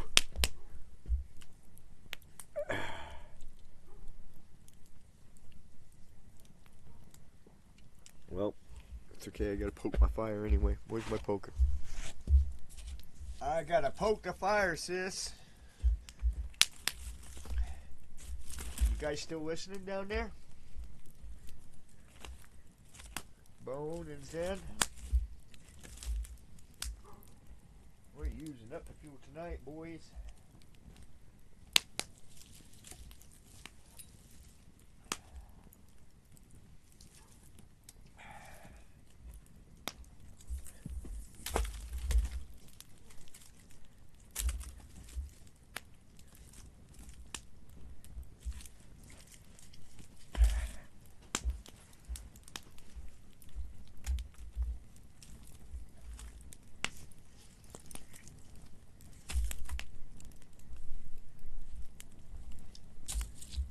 course, that just made the smoke worse, but maybe not. I'm getting a face full of it though, guys. Whoa! Jack Hertz, I remember you. Uh-oh. Do we have to run the raffle, guys? You just got into the raffle and we didn't officially close it. All right, so we got to run it. It's Buddhist priest. You got competition.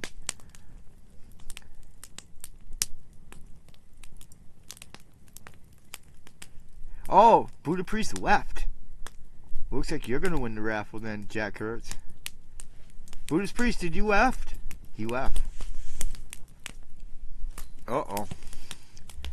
Uh-oh. Messed up the raffle. Oh my god. I just told him he won by default, but I didn't close the raffle and then you got in. Oh my. Anybody else working and want to get into the raffle? Exclamation point raffle, guys. It's for a free ebook. Not the hugest prize that we've ever given away, but we're more or less audience free. We're not doing mailers tonight, dude. We only got you in the whole raffle. Like, literally, you're the raffle. Because the only other guy that entered just left. And you can't win if you're not here. So you would be winning whatever we give away. And that's counterproductive and expensive. But when we get more viewers, which we will get, guys, I will never stop streaming. I've done channels before. I've built them up before. It's a little bit harder being a Buddhist content creator than like being a game streamer. I was a game streamer for years, and that's pretty easy to get thousands and thousands of subscribers when you're game streaming. But this is a hard road to hoe, but guys, but I'm never gonna give up. We'll get the audience.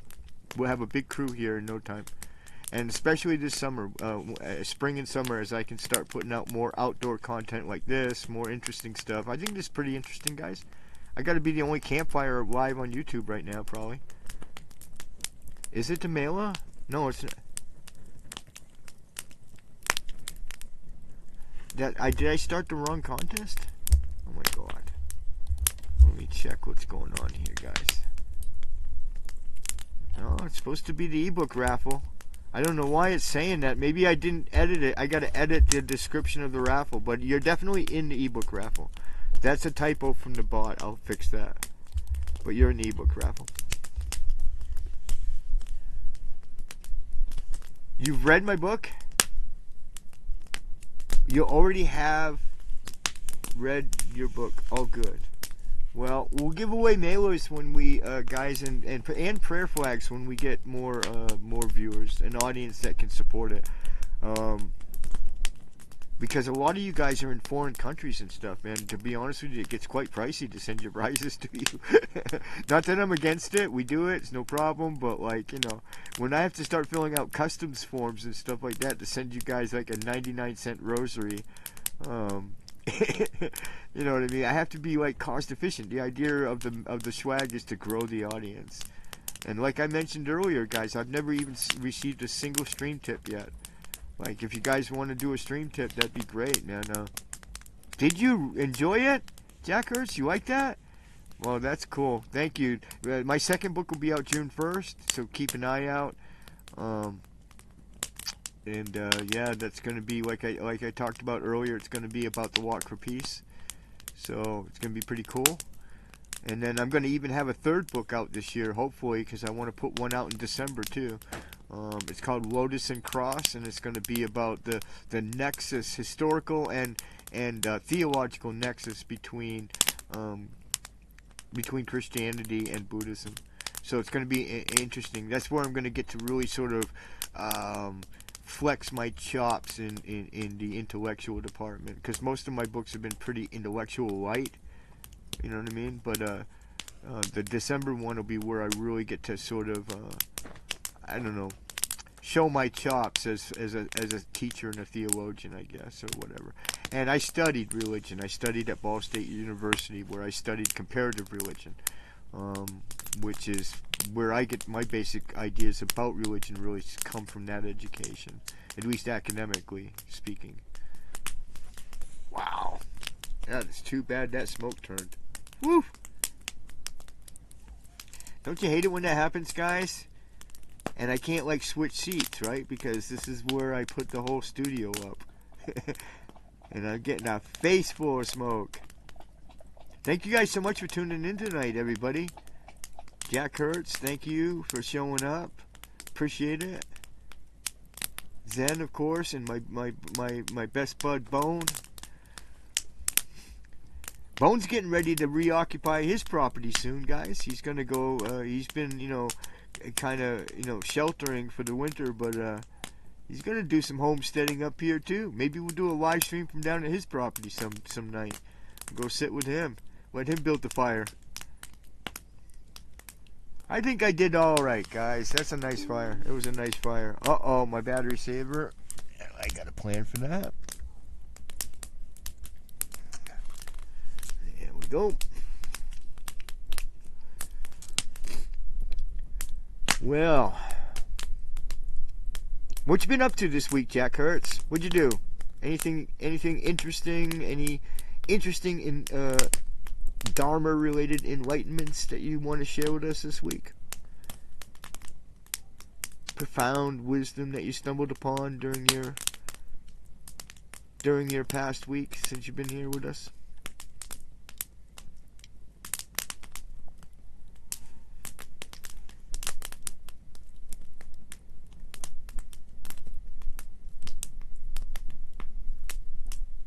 My sis can start the fire. No, yeah.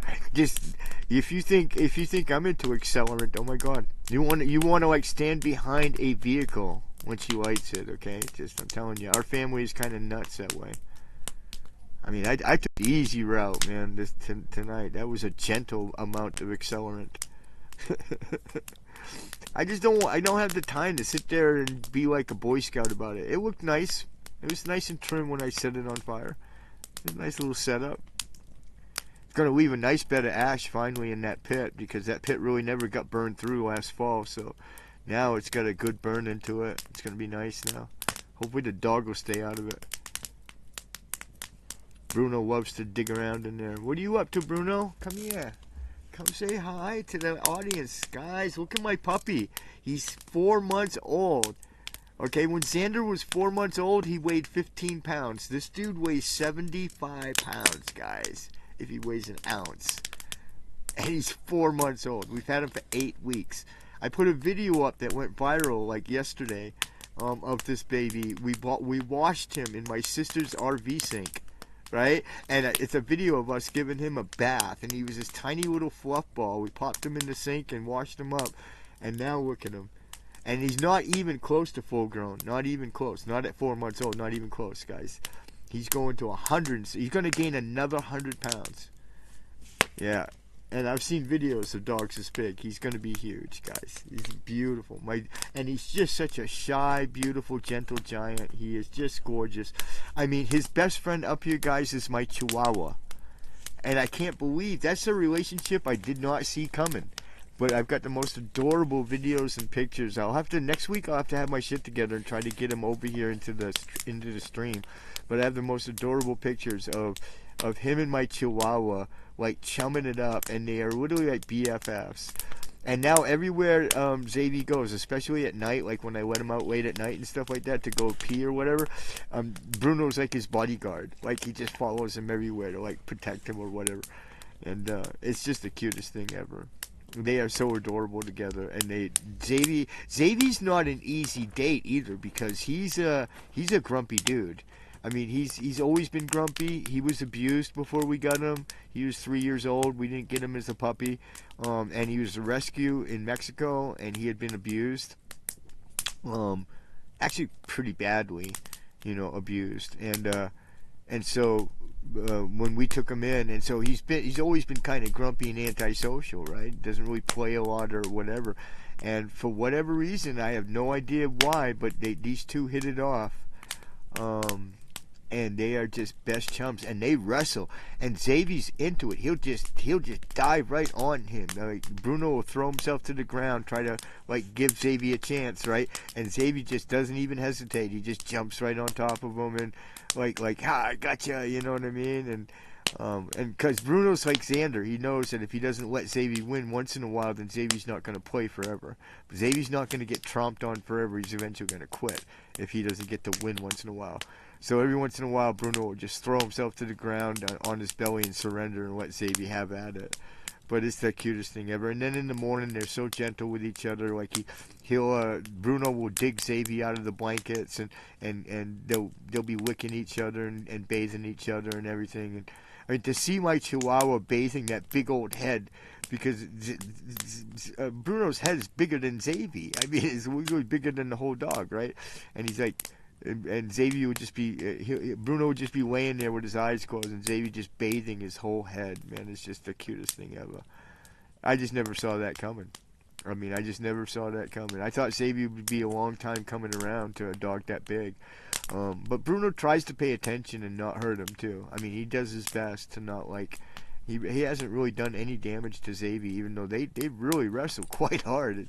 I mean, it can sound scary when it's happening, but I've learned to trust Bruno that he's gentle enough to know what he's doing, but it's something else. It's been quite an adventure to see a critter grow that fast. I mean, I knew when I got him, I knew exactly what I was getting into, guys. No surprise here, no regrets at all. But I mean, to see it with your own eyes, to see a dog grow literally by the day. I mean, he would be like gaining 10, 15 pounds a week. And that's just crazy. Like, you know what I mean? Literally, I swear, every day I could see growth on him. And I mean, we used to joke that you could just, like, if you meditated, slowed your mind down a little bit, you could actually see him growing. Like, what, you know? But I mean, it's been something. He's going to be, and he's a mountain mastiff. That's the parochial name for it. But he's a Pyrenean mastiff, or what they call a mountain mastiff. But he's going to definitely favor the Pyrenees side of him. He's very handsome. I think the Pyrenees is a very handsome breed, and he's got that handsome chiseled face, and he's got the most adorable eyes, guys. He's got these little eyelashes that are just so adorable, and I thought they'd go away. I thought they were part of his puppiness, but they stuck.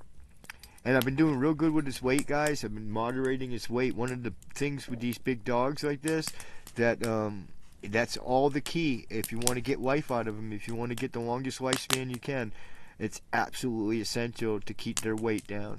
That's what's going to wear them down. It's going to wear their joints down and their heart. And I've been doing pretty good. He's no fatty on him. He's nice and lean and just the size you want to. I went to a funeral this weekend. I've been very tired, multiple delays, and made it to the funeral just in time. Well, first of all, I'm sorry for your loss. I hope next week is much more auspicious than this week, in that sense, anyway.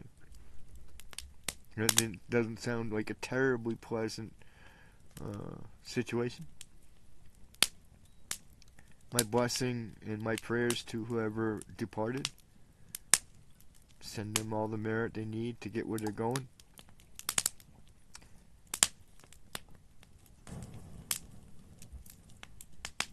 Well, guys, coming to I think a close of another successful stream. We actually did the entire schedule.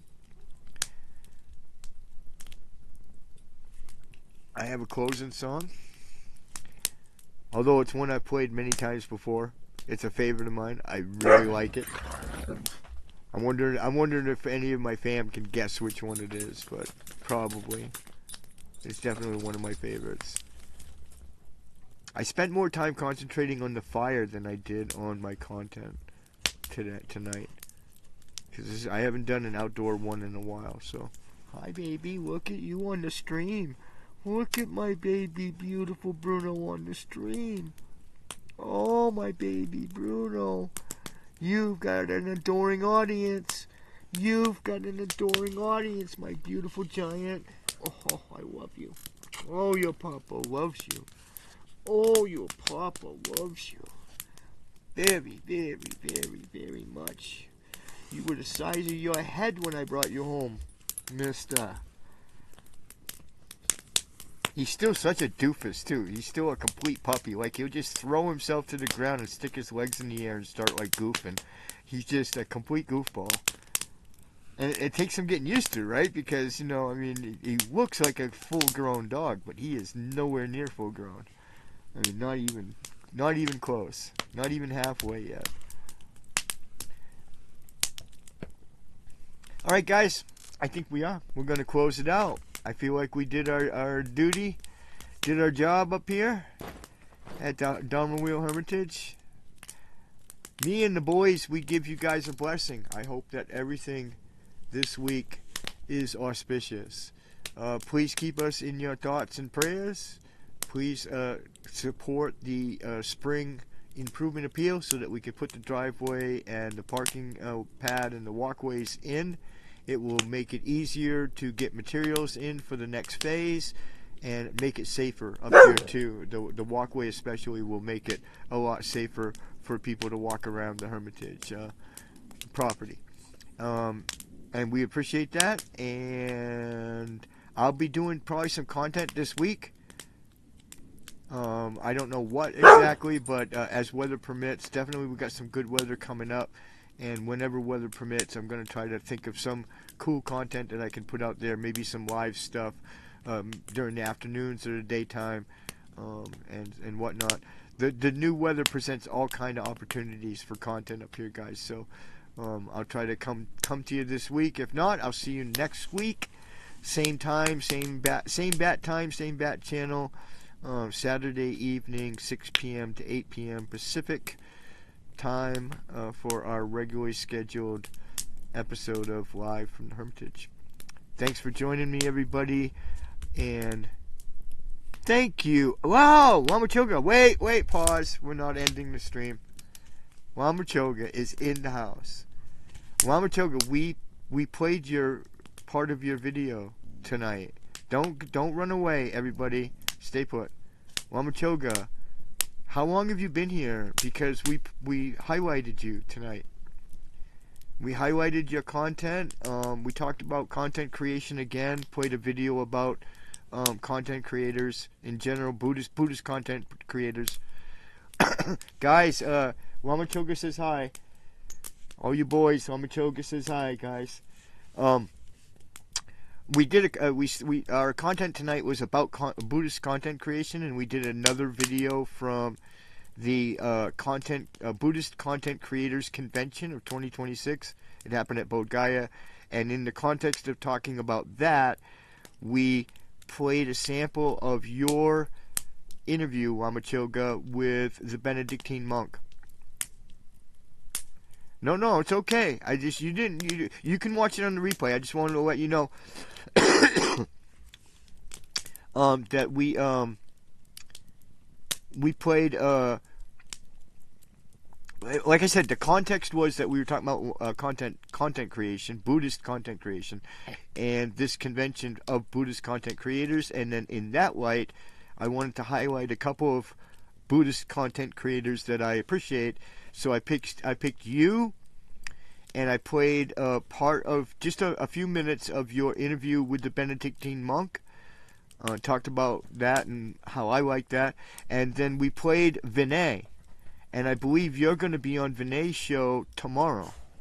I believe you're scheduled for the roundtable.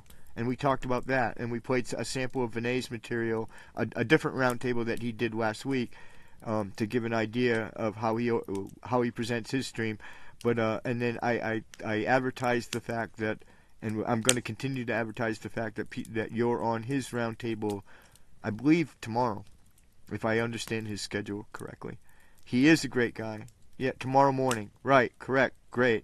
And guys, I'm going to put all those links in the description. I'm sorry I didn't do it before the stream, but as soon as the stream ends, I will put links to all of this stuff, including the videos that I highlighted, Wamachoga's and Vinay's, and their channels. And also, if he's got the live stream link up for tomorrow, I'll put that up as well. I'll get it all in the description by the end of tonight, right after the stream. Wamachoga, so honored. Thank you guys so much for coming by. Buddhist priest was here. He's a monk, retired monk. I don't know what that even means exactly, but he was here. Yeah, you're going to be with Bhante Joe. That's what he was saying. I picked up. I follow his channel, I guess, or maybe I follow. Maybe you advertised it. Somebody advertised it, and it came through. And I was like, I made a mental note. I was like, oh, Sunday, I gotta check that out. Well, that's why. Look at us. Look at that. Come on, fireside chat, Lama Choga. This is the first, and this is the year of the fire horse. This is the first fireside chat, outdoor fire of 2026. I thought it was quite auspicious because we got the whole year of the fire horse thing going on, and this is the boys. The boys have only really had a few fires. Of course, Bruno's never had a fire. This is the first time he's ever hung out all night long with us around the fire. And the boys have only had a few fires. Last fall we did a few of them. But come on, how do you like my fire? Pretty decent? You didn't see how stacked it was when I set it on fire. See, at the top of the stream, I let everybody watch me do the actual honors, and it was a nice little stack. Like the little triangle, the little teepee shape and everything. I had the whole perfect Boy Scout like sort of form going on to my fire. You would have been proud. You are Fire Horse. Wow, it's so glad to see you. So glad to have you here, Lama Choga. So glad. Say hi to your dad for me. Our love and blessings to your dad. Come on, baby, light my fire. Yeah, no, we did. I did good, I think. I'm proud of myself tonight. I pulled it off. The lighting still needs to be worked on, and I blew my studio light out during the show. I was gonna use that. Now it's. I gotta take it apart and fix it somehow. But so I got to work on the lighting, but hey, whatever. And I think the streams from now on, as far as your question about whether spring has come, I believe we're going to be doing outdoor fires for the time being. Yeah, I think it's going to break. I think we're finally going to. It's been pretty relentless. I mean, but I think that's why we did it tonight. It's a little bit chilly out, but not next to the fire. It's really nice next to the fire, but a little bit chilly in general out. But I wanted to push it because we've been in the tent for months. I feel like me and the boys been cooped up in there during all the really severe weather and everything that we've had up here. So, but yeah, it looks, to answer the spring question, it looks like spring. Just got back from Germany. Yeah, I know, right?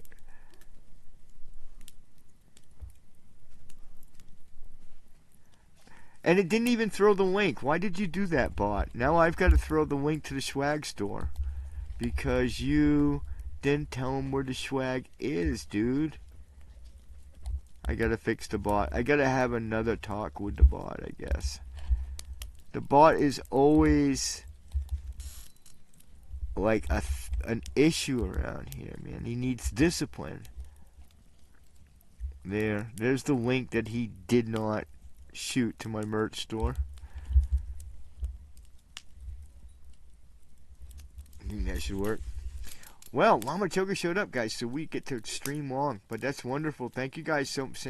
Lama Choga, did you hear about... I got to do this, Lama Choga. You got to stick around one more minute. Because this content, too, is kind of relevant. So, for Lama Choga, especially, I'm going to go over here and do...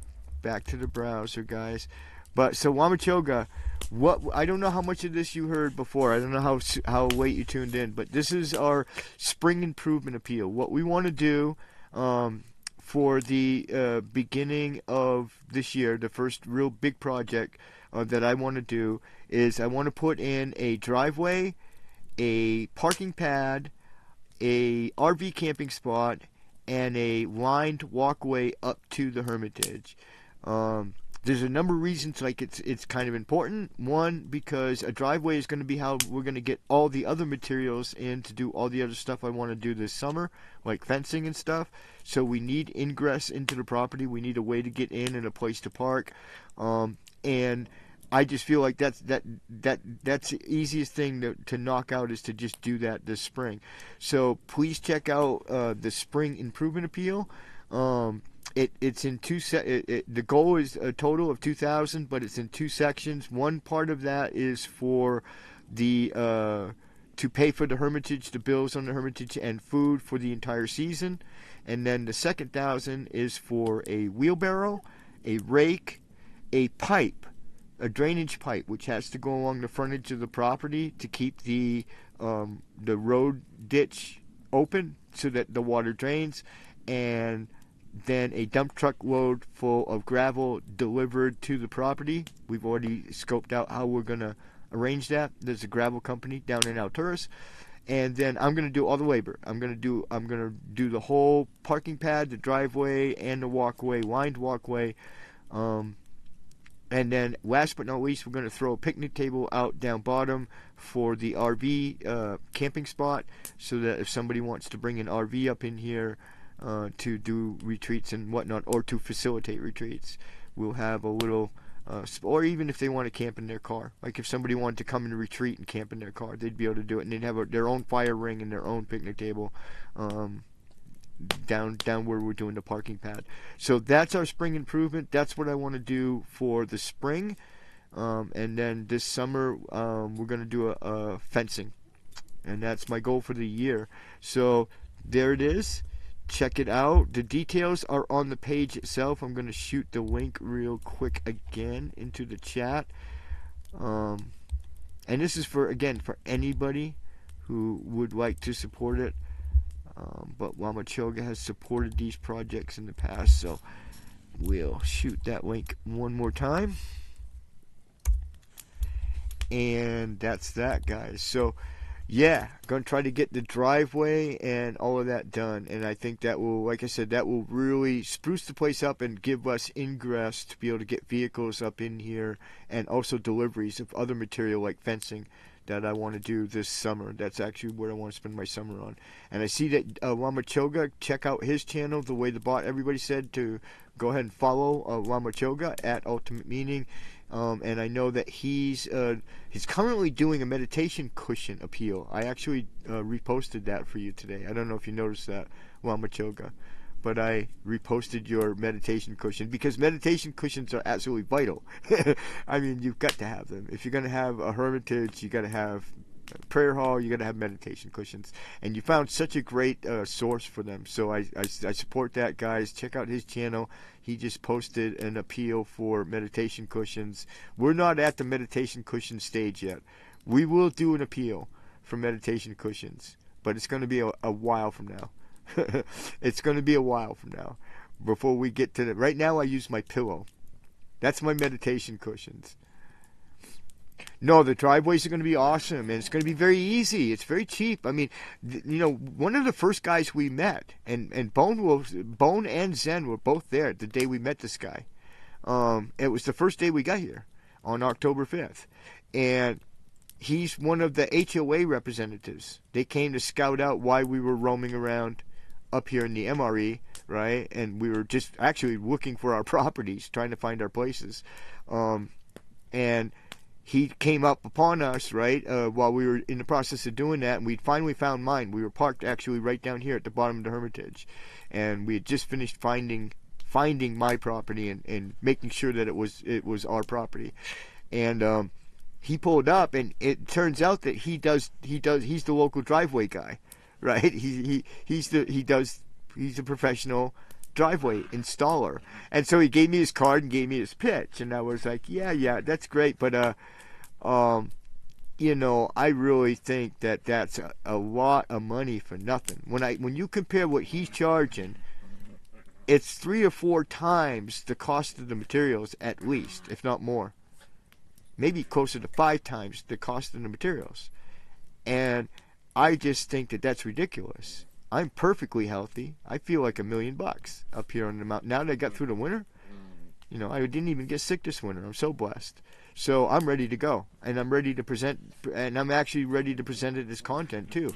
I mean, I got to have something to put on YouTube, and this gives me something to do. I want to do one of those speed them up videos like you do all the time, where you put it on like 20 times or 100 times the speed, and then so you see me raking out like 20 feet of driveway in like two minutes or something like that. You know what I mean? But I want to do some of those and stuff and have some fun with it. But I'm very much looking forward to the work. This doesn't bother me at all. There is not a lot of work on my property compared to yours, Lama Choga. Yours is a lot of work, and there's a reason. You have something completely different going on up there. But what I want to do here is really basic. This is the Dharma bomb place. This is the place designed by the Dharma Bum. We're not going to build any. We're not going to get any fancier, much more fancier than that. Once we got the place fenced in, we're going to put up a very inexpensive prayer hall. It's literally going to be a 10 by 12 tiny home shed, just a shed, and I'm going to finish it myself. And then a small utility trailer, not even an RV, but a utility trailer, is going to be my shelter. And then we're literally done. And as far as, paying the place off, I mean, I don't think that's going to be an issue either. I think it's going to be paid off super, super fast. Yeah, I'm going to do all the labor myself, but like I said, this is nothing. This is doable. I just want everybody to understand, Lama Choga and all my audience to understand that there's nothing up here I can't do. I can have this whole place built out to my specifications, my ideas in my mind, to be a functional hermitage within a couple years and pay off the note. I believe I can pay off the mortgage too. At the very end, once I got this place a little bit more built out, I'll run some fundraisers on paying off the mortgage. But guys, we only owe like $4,700 on this place. I mean, that's not, and then it's ours. Then it's literally like, and it's ours. It belongs to the Sangha at that point. Well, it belongs to us now, but I mean, and so it's just such a. I mean, I respect what you have done up there. That's huge, right? I mean, that's still ongoing. It's still in progress. But it's very big and very beautiful. And but this is a cheap date, guys. And we can have a North American headquarters. I will donate this place to the Insight Sangha. And we will, Insight Sangha can have a United States headquarters in the United States of America. Always here at your disposal anytime, and it will be ours. It will be a great place, man, and we can invite content. We can do stuff that other places don't even allow you to do. Like I looked at some of the rules for some of these other retreat places. You can't do content at them. They tell you don't stream on our Wi-Fi, and ask permission before you film. I mean, you can't just go to a place and assume that you can, I don't know, do a live stream around a campfire. But here you can. Here we're going to be as casual as we can possibly be. And that includes pets. As long as your dogs won't hurt my dogs, bring them. Because my dogs will never hurt your dogs. So that's going to be the only rule where that comes from. You want to bring your cat, your goldfish, or your emotional support turtle, bring it, man. Bring it on. It's just going to be a really cool place, but a really cheap date. If we can get this place done, I will give it to you, Lama, and then you'll have a home in America, in the United States of America, forever and ever. And all I want out of the deal is just to live here. I don't even want to leave. I stay up here for months on end without leaving, and I'm perfectly content. I wondered whether or not the hermit life would suit me. I thought it might, and it does. It suits me just fine. Especially when I can reach out on the internet and talk to all of my Sangha this way on the live stream. Let's go back to the tripod, guys. My face is probably getting dull. There I am. And of course a little candle back there on the picnic table.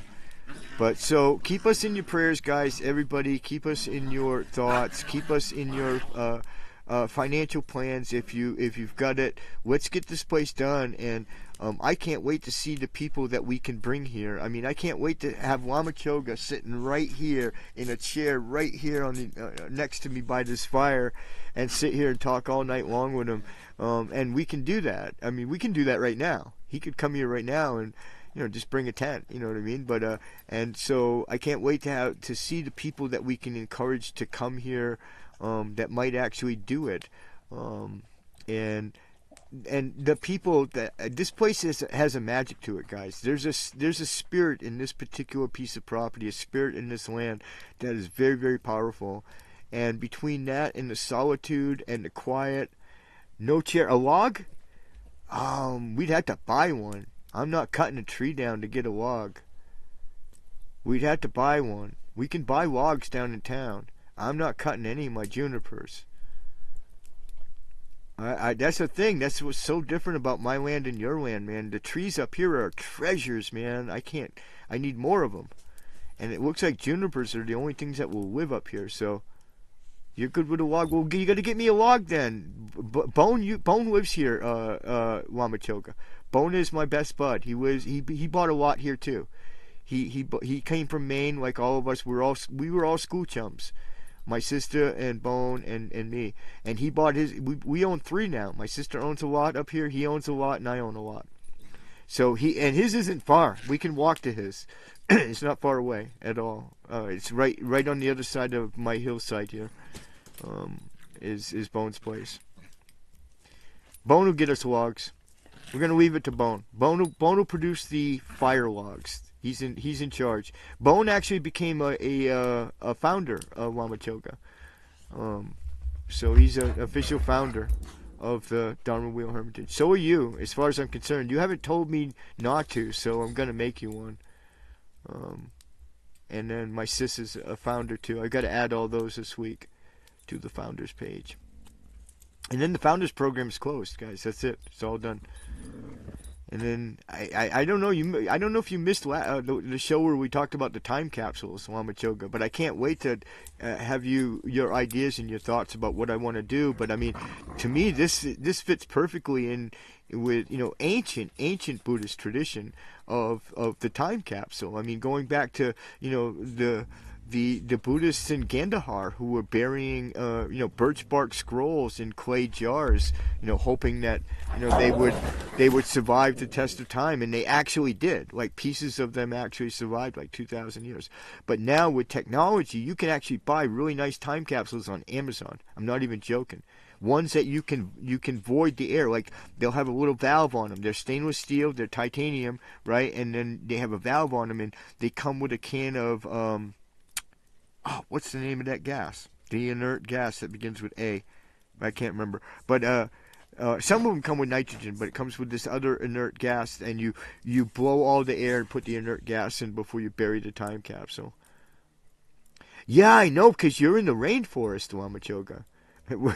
that they grow and then they just rot and fall down, and then they grow some more and then they rot and fall down. I know. I've seen it. I've been up in that kind of forest.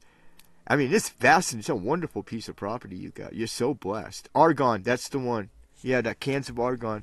And we can buy the time capsules, and I want to do them, a bunch of them. I want to do at least one really nice 5,000-year time capsule with a lot of stuff in it. That's going to go underneath, I think, in the foundation of the main prayer hall. I'm going to bury that in a solid piece of reinforced concrete inside of a titanium box, and then the time capsules themselves will be inside that box. And, yeah.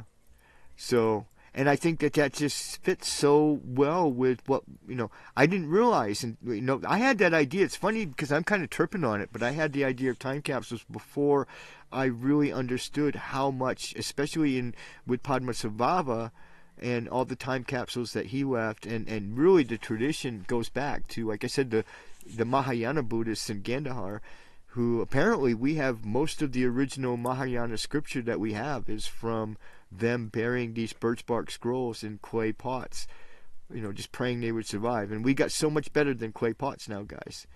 Like I talked about during the time capsule show, we're going to do electronic data too.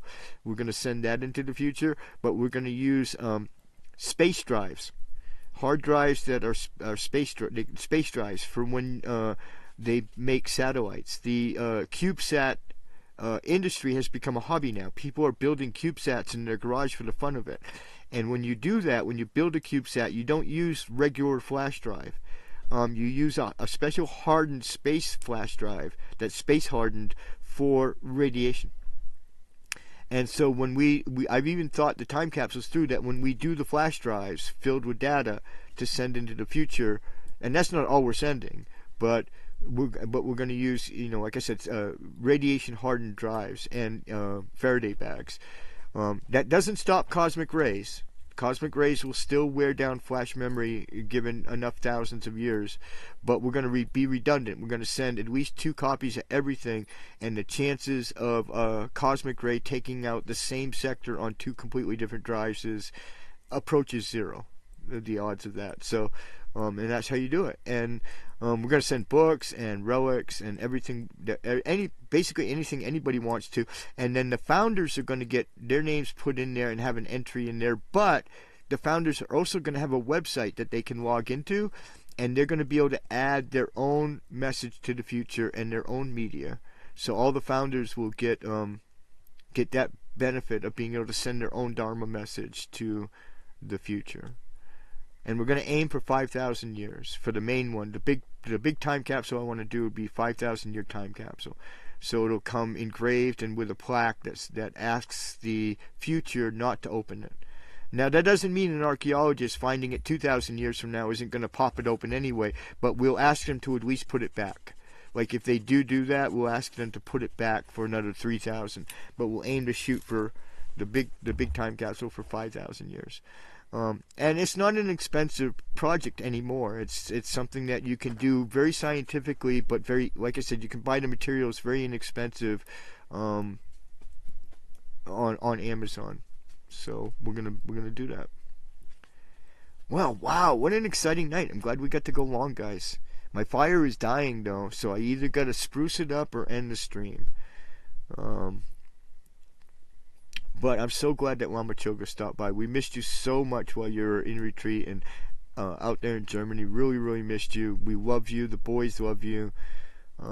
Can't wait to see the show tomorrow. I'll definitely be watching when Vinay does the show tomorrow. Is it a live show? If you're still here, Lama, is that show tomorrow? Is that live, or is he just dropping a already pre-recorded thing? Sorry it got so dark, guys. I'm gonna work on the lighting for this whole set out here. Once the fire died down, it definitely gets dark.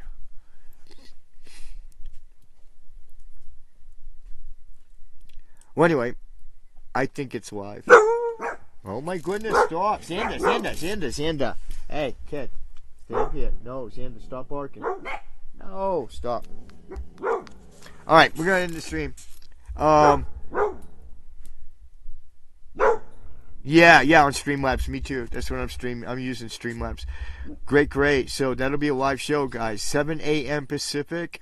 I'm going to put links to that in the description of this show right after the show. And I'm going to also add all kind of other links that I forgot, like Lama Choga's link, Vinay's link to both of their channels. But I will link directly to that stream tomorrow. I encourage everybody to watch it. The minute I saw the ad for that, I was like, oh yeah, that's a must-watch live roundtable. It's going to be a roundtable with Lama Choga and at least one other individual, but it's worth checking out. So yeah, I love you guys all so much. Give a like and subscribe. If you're watching on the replay, leave a comment if you care to. And I guess we got to give a blessing yet again, since the boys are all up and at him. Let's get Xavier up here. Probably can't even see him. Let's put a light on him. Oh, that kind of works, right? Oh, there they are anyway. I'll work on the lighting, guys. But the guys are literally, all the dogs are gathered right around me, guys. They're all awake, so it's a great time for me and the boys to give you a blessing. We got a closing song, so don't tune out immediately. We got some nice music for you to end the stream. May your week be auspicious, everybody out there. Keep us up here in your prayers, and we will keep all of you in ours. And always remember, guys, let today be your peaceful day.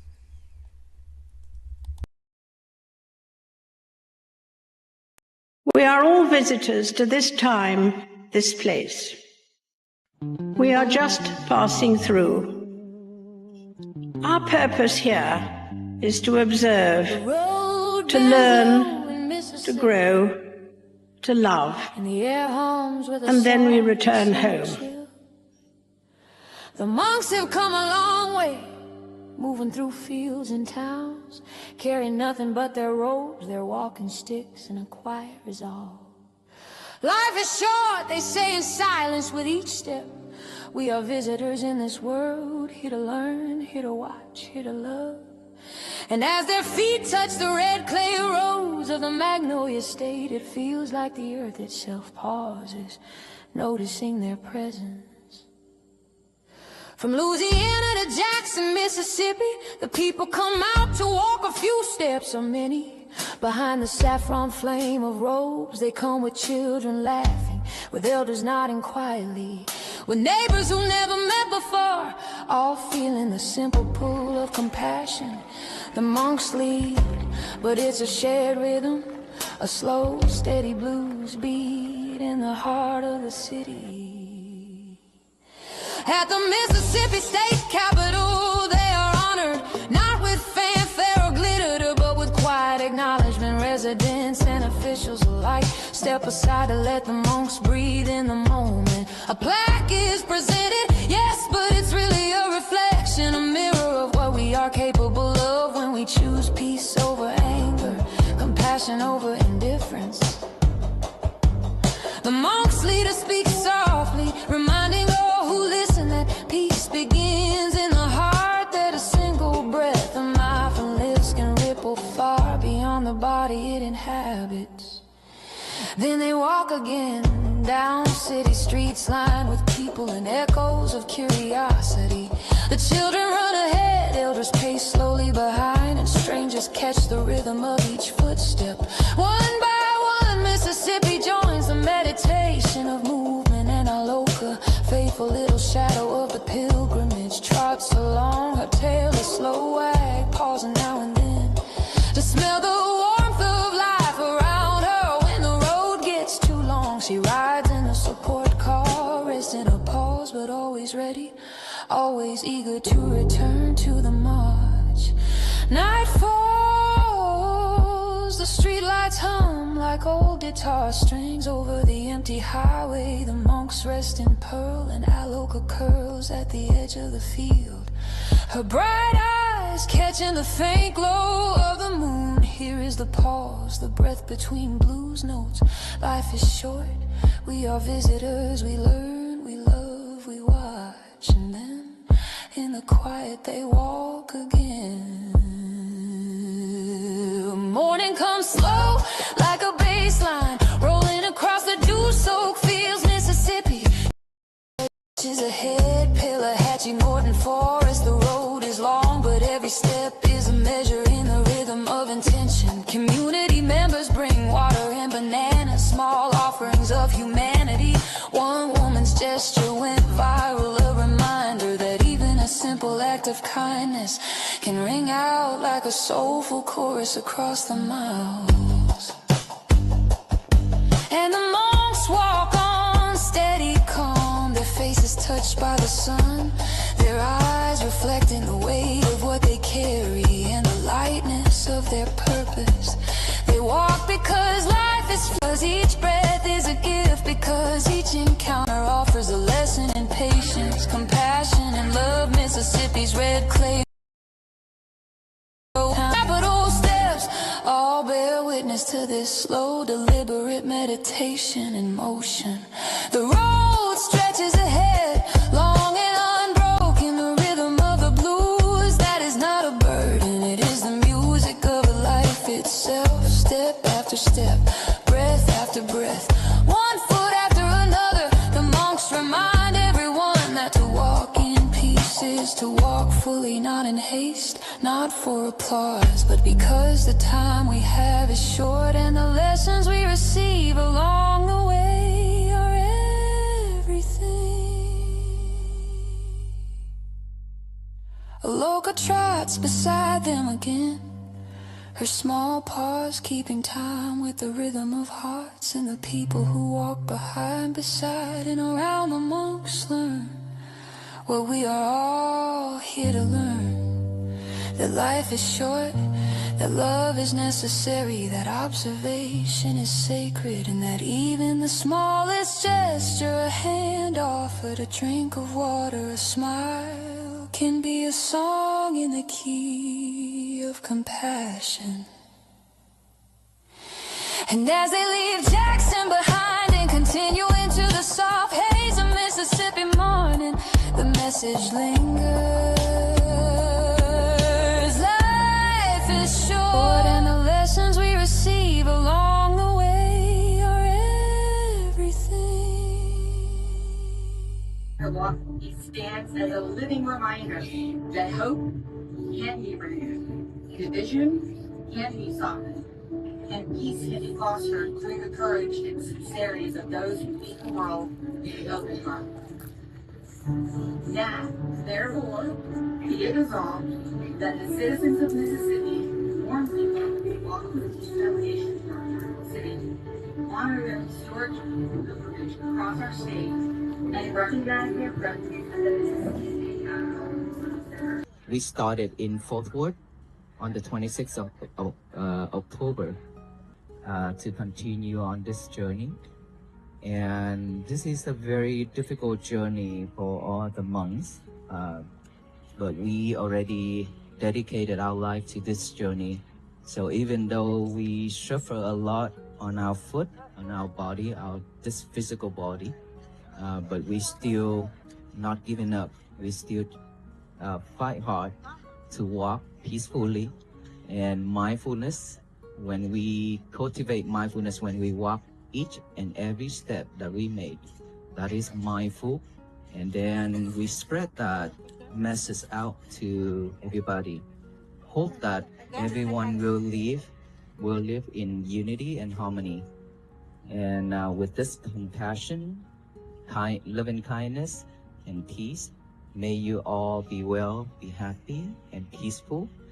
And we are very grateful that all the people along the road that offer us a lot of food, offer us a lot of snacks, water, socks, shoes, everything. It warms